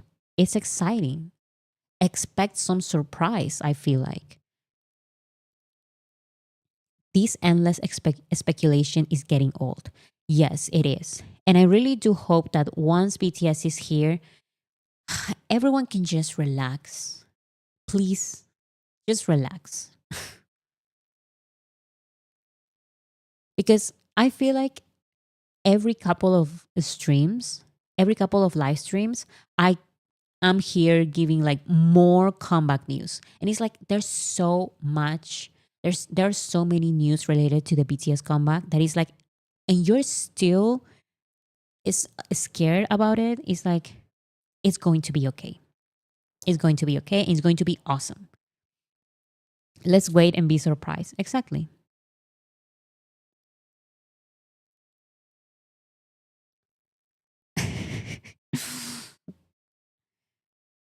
Okay, so that was the mention of BTS's comeback. They are starting the preparations during quarter 2. So the preparations for BTS's comeback are happening between April, May, and June. That's when they are starting. That is one thing. Now, I asked you guys if you thought that the comeback, some kind of comeback, like a song, a performance, something, anything, was going to happen quarter 3 or quarter 4. Now, I personally believe that if they release, let's say, one song or an anniversary project for the most beautiful moment in life or anything comeback related, I said I don't think it was going to happen during quarter three. And this is my main reason. Big Hit Music, which includes BTS, TXT, and Ehyun, only those three artists, is going to debut a new boy group. And they have said during this meeting, during this shareholder meeting, that they are debuting a big hit group in quarter three. And I'm so sorry. If they are debuting a group during quarter three from Big Hit and BTS has their comeback the same quarter, BTS is going to overshadow everyone. Like, it doesn't matter if it's a new boy group. It doesn't matter if it's a new boy group in Big Hit, in HYBE. It doesn't matter. BTS is going to overshadow everyone during quarter three if they come back in quarter three. So, so I don't think we're getting anything during quarter three. Now, there is still a possibility that, for example, this new boy group debuts in July and BTS comes back in September. Maybe because there is like a little space. So I don't know. I don't know. We'll see, I guess. But yeah, just because if BTS comes back at the same time when this boy group debuts, I think I don't see that as a possibility. BTS would overshadow completely their debut. So yeah. They're going to start with content like BTS Run, like Run BTS or Bon Voyage while preparing maybe for music. That's also what I'm thinking of as a possibility. But Jin will be on tour. Yeah, so Jin will be on tour during quarter two, not during quarter three. Quarter three is oh wait, yes, quarter three. July, August, September. Okay, so that would make sense. If Jin is touring in July, August, September, and the debut of this boy group is in quarter three, I don't see it happening in quarter three, guys. I feel like the comeback is going to be quarter four. Maybe like you guys mentioned, Run BTS or Bon Voyage or something related to that during quarter three. But also Jin is on tour in quarter three. I don't know, guys. I'm saying quarter four. But once again, my predictions are always wrong.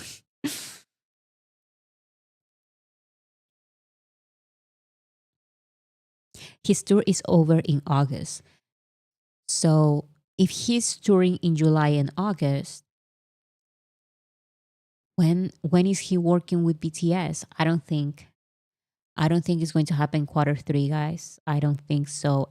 I think it's going to be quarter four. Come back in quarter four.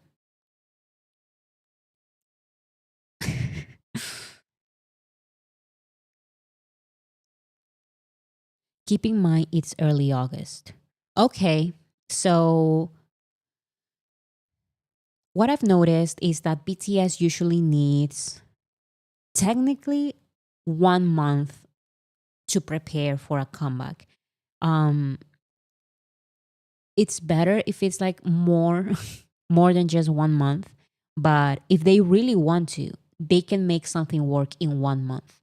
Now, maybe who knows, they are working, not necessarily working, but maybe they are thinking of ideas right now. Maybe, I don't know. 1 month is crazy. Yes, but that's what I saw. I don't know. I don't remember the video. I believe it was, I did some calculations. This one, BTS Unsolved Mysteries.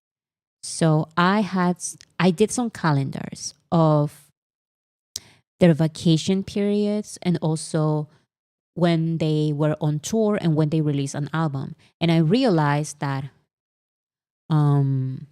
here, you can see here, do you guys remember that back in 2019, there was a huge quote unquote scandal because BTS announced hiatus.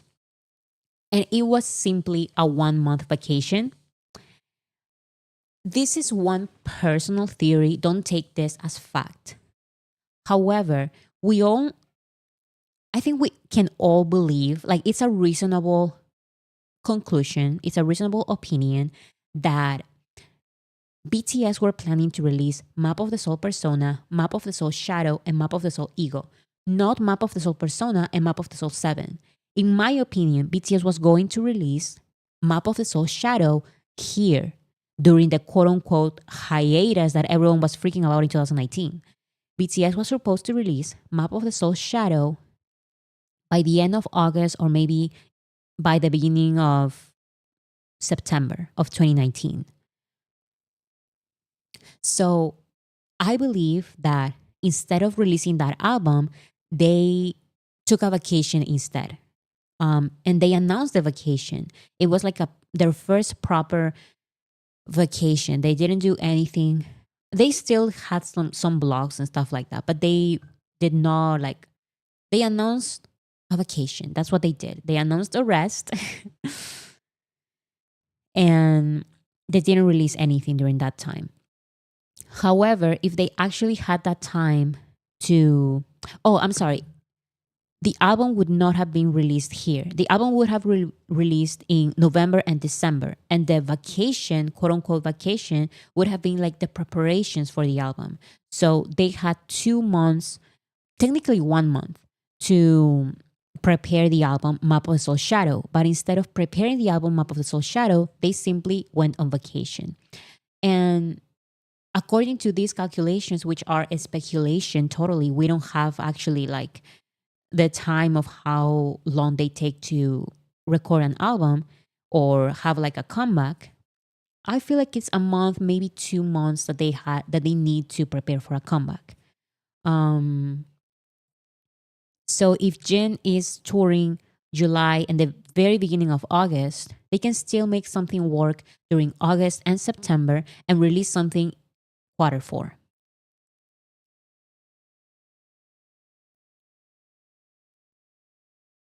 Bora, did you see June's post? One of them was a picture of him in their practice room. Yes, so thank you so much for saying that, because let's continue talking about our speculations for the comeback, because it's true. Namjoon shared some pictures, and in one of them he was in the practice room. Very interesting. What is he doing there? But also, I believe that Namjoon was not the only one there.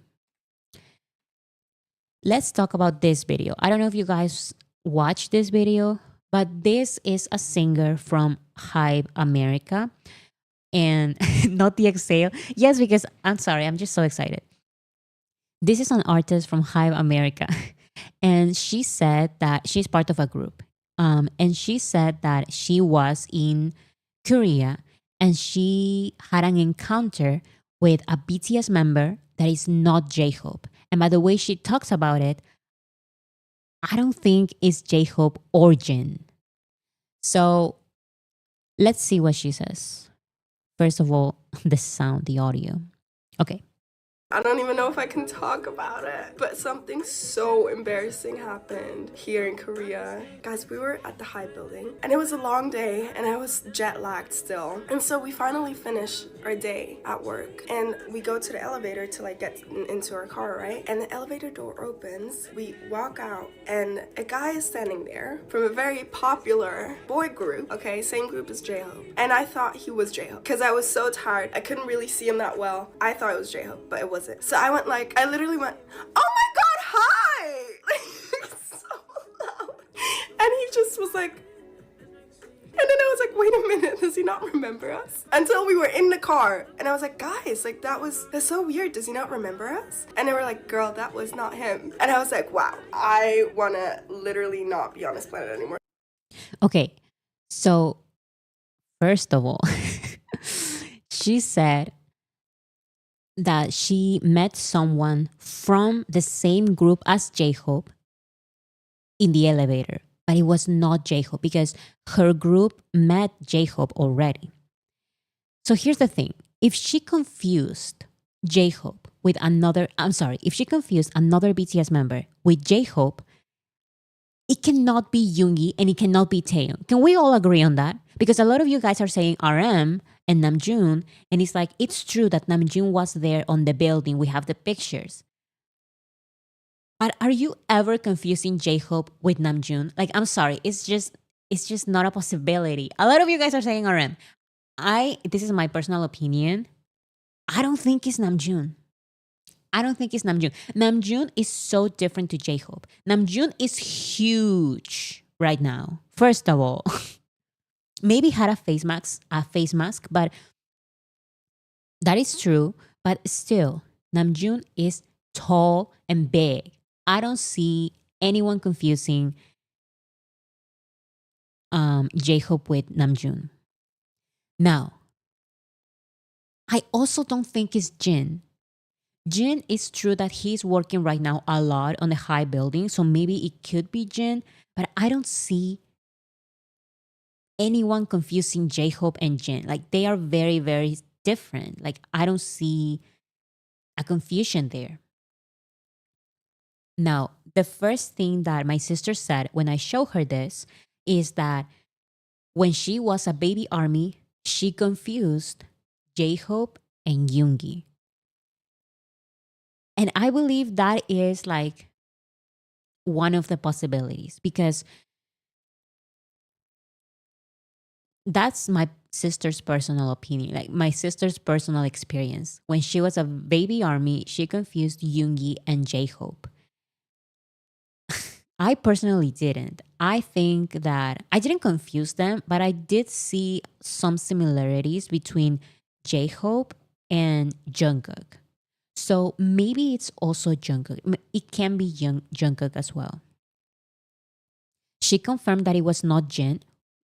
Really? Like, where did she confirm that? Because I also think it's not Jin. Like, Jin is too different to J-Hope.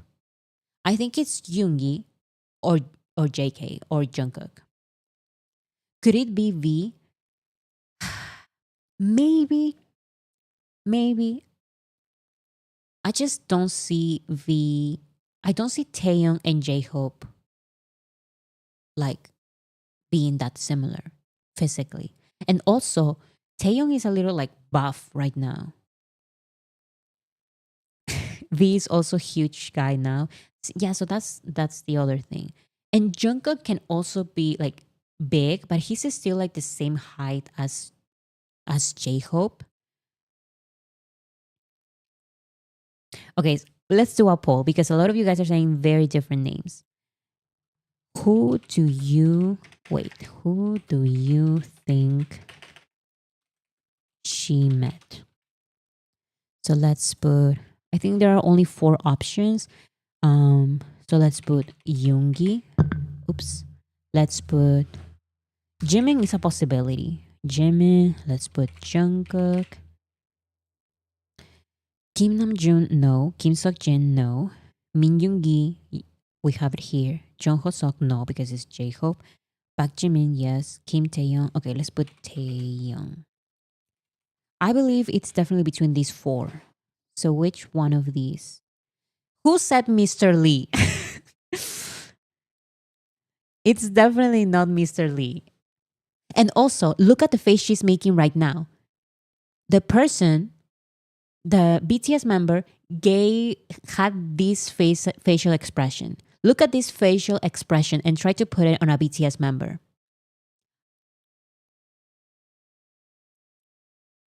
I think it was Namjoon. Guys, how can anyone confuse J-Hope with Namjoon? How can it be Namjoon? Like, that's crazy.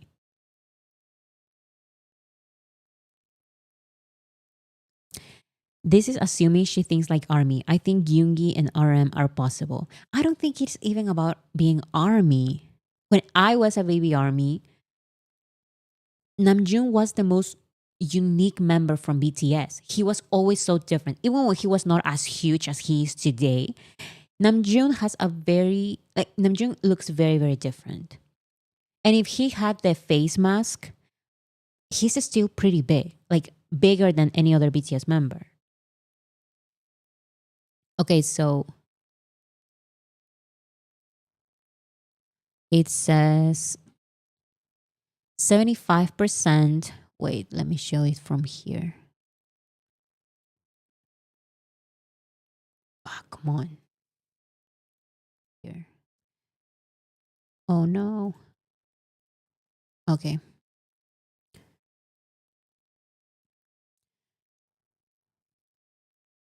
So it says 75% Yoongi, 9% Jimin, 10% Jungkook, and 6% Taeyeon. So the majority thinks Yoongi and maybe second place Jungkook. Okay, so Yoongi or Jungkook. The reaction sends vibes of Yoongi because look at his face. Yoongi does this face, but also maybe I'm reading too much into it. It can really be anyone, really, but I choose to believe that it's Yoongi, guys. If it's not Yoongi, I do believe that it can be J-Hope. I'm sorry, not J-Hope. Jungkook. It's either Yoongi or Jungkook, in my opinion.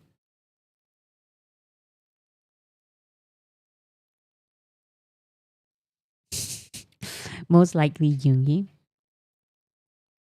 Okay, so if it's not J-Hope and if it's not Jin, and we know that Namjoon is on HYBE building, more recently, I believe all of them, or the majority of them, have asked for leave, like vacation from the military.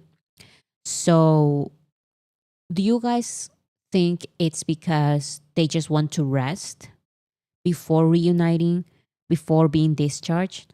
Or maybe they are preparing something? Because they are not just hanging out outside, which they are. Like Namjoon shared pictures, Taeyeon shared pictures. But why in HYBE building? Why in the rehearsal room? Okay, so a lot of you guys are saying preparing.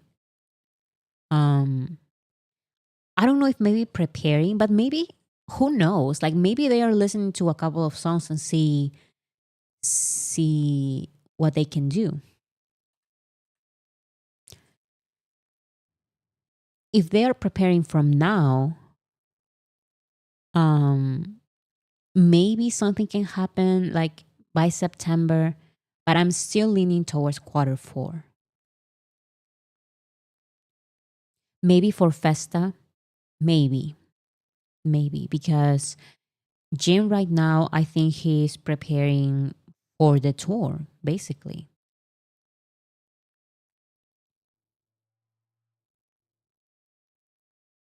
Now is the time. Festa is next month. Yes, that as well. Maybe they're going to do something very small for Festa, but like very, very small. And the actual comeback would be Q4. Some people said Q3, so maybe if it's very far away in time from Big Hits boy group, because they are debuting, they are having their debut in Q3. And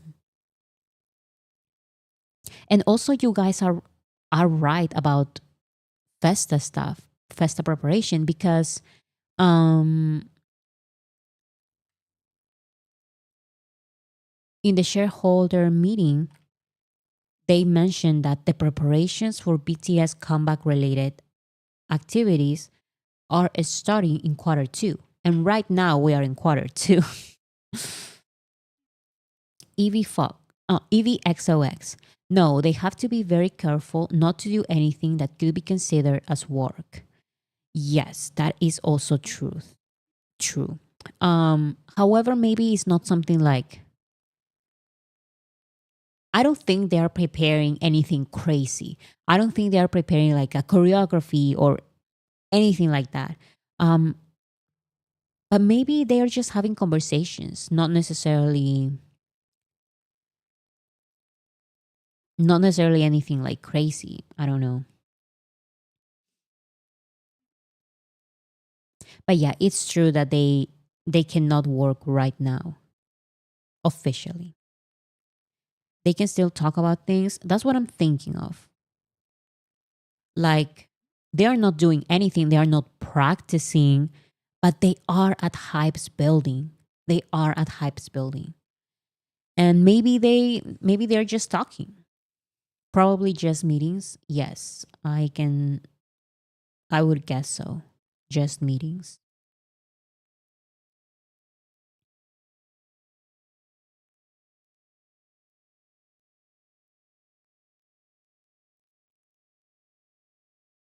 In Namjoon's peak, he looked like he had been sweating. I think they're rehearsing an old choreo. Mic drop. Wow, that is very specific. They are not just rehearsing, but they are rehearsing an old choreo, and it is mic drop. I love your prediction. Um, I believe that from time to time, the BTS members just some BTS members rehearsed any kind of practice, any kind of dance. So remember that back in 2024, or was it 2023? No, it was 2024. Back in 2024, Taeyeon and Namjoon shared videos of them practicing um, dancing to any song. Like, it was not like a BTS song or anything. They were just dancing for fun. So maybe it's something like that. Tay has practiced dancing when on leave before. They don't need permission to dance. LOL. That is true. Because it's true. Taeyeon shared a video of him dancing, and also Namjoon. Namjoon also shared a video of him dancing. Actually, like 3 videos of him dancing in the practice room and everything. Jungkook as well. And Jungkook was also on a Weverse live. I believe right now they cannot work on anything that is going to specifically make them money right now. But I guess conversations are okay. Like dancing around the rehearsal studio, I think that is okay.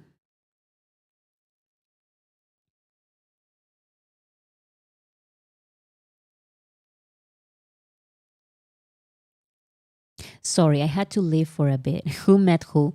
So this is an artist from HYBE America, and she and her group were in Korea in HYBE's building, and she says that she met a BTS member, that it was not J-Hope, but that it was a BTS member, and we're trying to figure out who it was, because of course it was not J-Hope. I'm saying that it was not Namjoon, even though Namjoon just shared videos. I'm sorry, pictures of him in the high building. I don't think you can confuse J-Hope with Namjoon. I just don't see it as a possibility. Maybe I'm completely wrong, and I'm sorry if you think otherwise. Like, that's totally fine. People sometimes get mad about the craziest stuff ever. um so if you don't agree with me about this non-important prediction, like, it's totally fine. Like, you need to relax. How does she know? She knows because one of her bandmates, one of the band members from her group said, "Girl, that's not J-Hope." Because she said, "Why doesn't J-Hope remember us?" And they said, "Girl, that's not J-Hope." But she did say, "I saw a member from the same group as J-Hope." So it is BTS.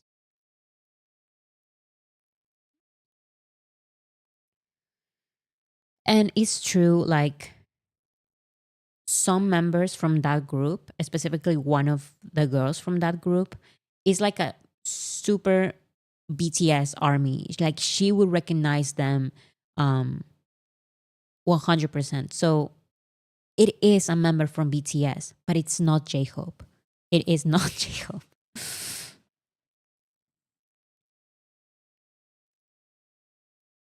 I want to believe, like I said, I want to believe that it's Yoongi, but honestly, we don't know with certainty. I believe that it's Yoongi or Jungkook because they're all like a similar height. When they all wear masks, I believe they look the most similar, maybe. Um, they are all not J-Hope, but I don't know. They have like I don't know. Like, I feel like they can be like someone who doesn't know them a lot. They can mistake them from the other for the other. Yeah, Jungkook is taller and too big. Hmm, that is true. Also, another thing that I saw online is that people said, um, aren't they all bald? The only one who wouldn't be bald is Yoongi.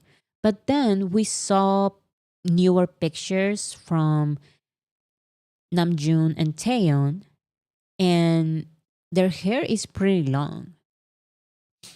So I'm not sure. Jungkook said he's been losing weight already, though. So yeah, that is another thing.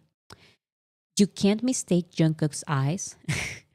Okay, so of course we cannot mistake Jungkook's eyes or any of the members. However, I don't believe she's like a BTS fan. So she just met J-Hope.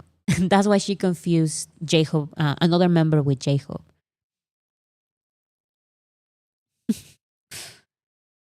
And like I said, my sister is, when my sister was a baby army, she used to confuse J-Hope and Yoongi.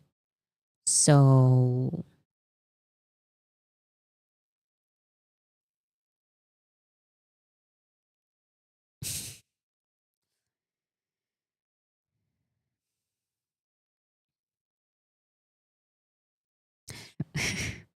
okay, so a lot of you guys are saying Yoongi and J-Hope. Jin has long hair, but I feel like Jin is too different from J-Hope. Even with a mask, Jin is very different. Like the way he, like, I don't know, like his eyes, even with a mask, and his height is like very different. His body structure, I don't know how to put it. He looks very different from J-Hope. I used to confuse J-Hope and Jimin. So Jimin is another possibility. Maybe also Jimin. I'm not sure. The thing is, she confirmed in her live it was not Jin. Okay, so I didn't know that. So if she said in the live that it was not Jin and it was not J-Hope, I'm still thinking that it's Yoongi, guys. I think it's Yoongi. If it's not Yoongi, is Jungkook, in my personal opinion. But yeah, Taeyong, Namjoon, and Jimin, I feel like they're too different from J-Hope.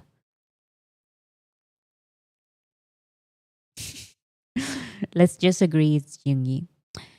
I mean, these are all just guesses because we don't really know. Can we believe her? She clearly doesn't recognize them. I mean, I feel like she doesn't really have a reason to lie about this, especially because she doesn't know. It seems like she doesn't know about BTS. So she doesn't know the members except for J-Hope because she met them. However, someone from the group that she's part of, she's like super army, super army, and she can recognize every single BTS member. And if this girl is saying, I met a BTS member and confused him with J-Hope, I think she's saying the truth because this other BTS member told her, girl, that's not J-Hope.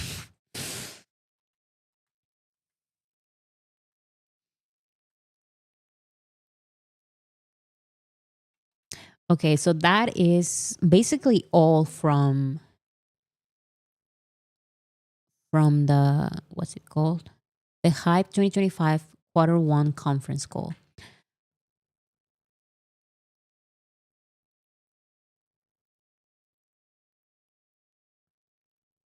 Was she with another member of her group? Yes. Could it possibly be a member of a different group that she missed for a BTS member? She said at the beginning, um, when we were, my group and I, when we were on the elevator, we saw a BTS member.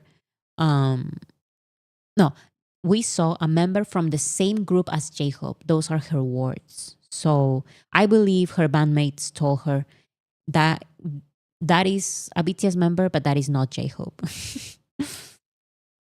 BTS, by the way, thank you so much. Love your word veracity. You add a sparkle to my morning. It's Yoongi. Thank you so much, BTS, by the way. And I also believe that it's Yoongi. Kashi, thank you so much. We all wanted to be Yoongi because he hasn't gave us an update in so long. Yes, I am completely biased. I want to believe that it's Yoongi. But honestly, I think that there is a 50 possibility, there's a 50% chance that it's Yoongi and 50% chance that is Jungkook. But we don't really know. I just want it to be Yoongi because we haven't seen him in so long.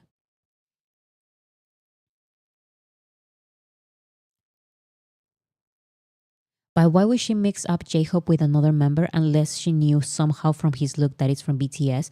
No, guys. Maybe you didn't watch the video. Other staff members could look similar too. So why confuse unless they are related in her mind? No, guys. She said at the beginning of the video. We can watch it again.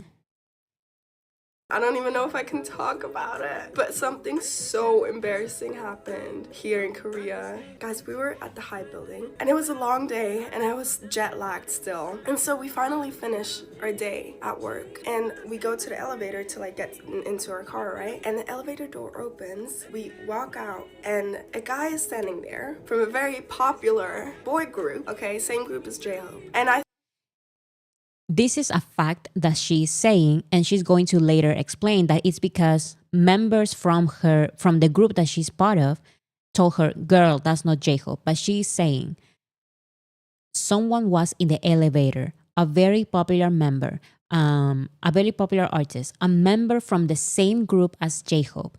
It's a BTS member, guys. It's a BTS member, but it's not J-Hope. She confused this BTS member with J-Hope. I thought he was J-Hope because I was so tired. I couldn't really see him that well. I thought it was J-Hope, but it wasn't. So I literally went, oh my god, hi! Like, so loud. And he just was like, no, oh my goodness. So wait, does she know who it is, or it's us, or it's just us that's speculating? She knows who it is because another, like, in the girl group that she's a part of, there are two armies, at least. And told her, like those members told her, girl, that's not J-Hope. That is another member from BTS. She knows and she's not allowed to say. Basically, this is my opinion. and then I was like, wait a minute, does he not remember us? Until we were in the car. And I was like, guys, like that's so weird. Does he not remember us? And they were like, girl, that was not him. And I was like, wow, I wanna literally not be on this planet anymore. So in the end, her band, the members from the group that she's a part of say, girl, that's not J-Hope. But she in the beginning of the video, she says, we saw a member from the same group as J-Hope, but it was not J-Hope. So she's basically saying it's from the same group as J-Hope. So that's why I'm saying the same label group as J-Hope, TXT. No, because she never said label. She said from the same group. And actually, she said from a very, very popular boy group. And it's like, the popular boy group is BTS. Like, come on.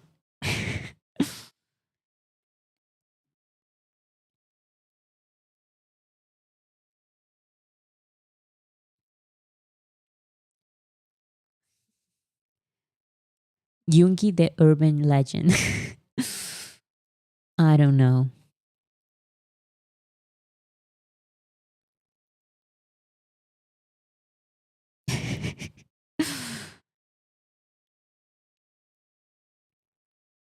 Please, can we move on? We cannot say anything more. Okay. We can move on. I'm just saying that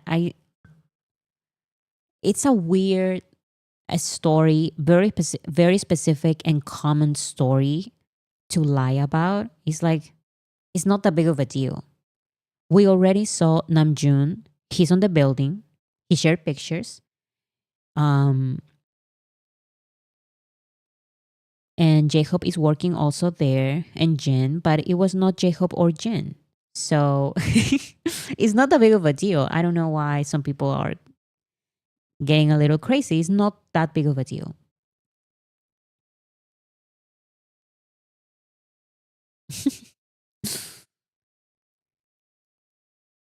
Yes, I know, but does it exist anything more to add? No, we're just having a conversation. We're just having like some fun. Not everything has to do like news, boring stuff. Like, or well, not boring stuff, I guess, but have some fun. Like, if you don't like it, like, I don't know. Sometimes, and it's not just about you. Like, you're fine. Like, it's totally fine. Um, but sometimes it's like I want to talk about something, and it's like, can you move on? No, I want to talk about this because it's fun. It's like a not a serious thing.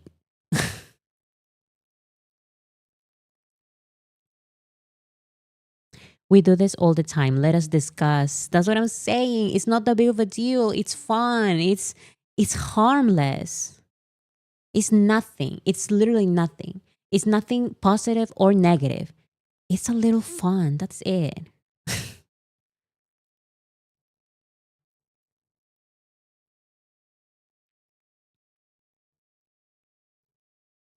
SK, I see that you keep commenting the same thing, so I'm going to read it. Bora, she obviously knows every BTS member. I remember her and her other member talking about how much they enjoy BTS's Mama performances the most. It's just she was tired and sleepy, so got confused. So that's the other thing. I don't follow this group, so I don't know what you're talking about. I don't know. Maybe she knows them, maybe she doesn't. I really don't know. Um, so maybe you are right. Maybe it was just the jet lag that she explained.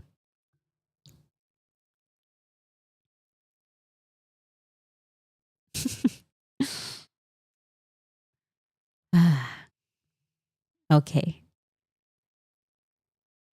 So that is basically all. Um, like I said, at what time is Stop the Rain being released, guys? Let me see. Stop the Rain. I'm just so excited because when I read these lyrics, they're so personal. And I talked about this at the beginning of the live stream. 1 p.m. KST. So let me see what time it is. 1 p.m. KST. Okay, so the regular time as always. The regular time as always. So Stop the Rain. Let's see. I hate that there's already a very popular song called Stop the Rain. So every time I Google Stop the Rain, Tablo and RM song is not the first. Hopefully that changes.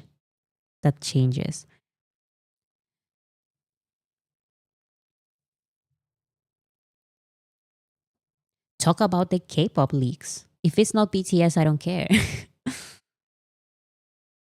Oh, you K-pop leaks, like if it's not BTS related, so I don't care. Mm, do you have a planned stream to talk about Festa theories before the reveal of June calendar for it? That is a good idea. Maybe I can prepare something and we can talk about it on a live stream, on a stream. That would be fun. So yeah, I would definitely prepare that before the actual Festa calendar. And of course, prepare for this, guys. I believe like in a day, depending on where you are, I guess. Anyways, on Thursday, Friday, depending on where you are in the world, Stop the Ring is going to be released very, very soon, 1 day and a half maybe. Um, so make sure, please, to listen to the song. I believe there's going to be a visualizer, so watch the visualizer. Focus on the visualizer on YouTube and stream the song. Any streaming platforms is going to be released, and I'm just so excited because look at these lyrics. These seems like very personal lyrics, and I'm just so excited. And we are definitely going to talk about it on Friday, 6 p.m. KST. I'm going to be here with my sister talking about the new song and everything that has happened in the past week. So thank you so much, everyone, for being here. See you guys on Friday with my sister. What time EST? It's 6 p.m. EST this Friday. I stream Monday and Wednesdays, 4 p.m. EST, and Fridays, 6 p.m. EST with my sister. So focus on Stop the Rain, because it's going to be released, and we're going to talk about it with my sister on Friday. So thank you guys, and I'll see you on Friday. Bye, everyone.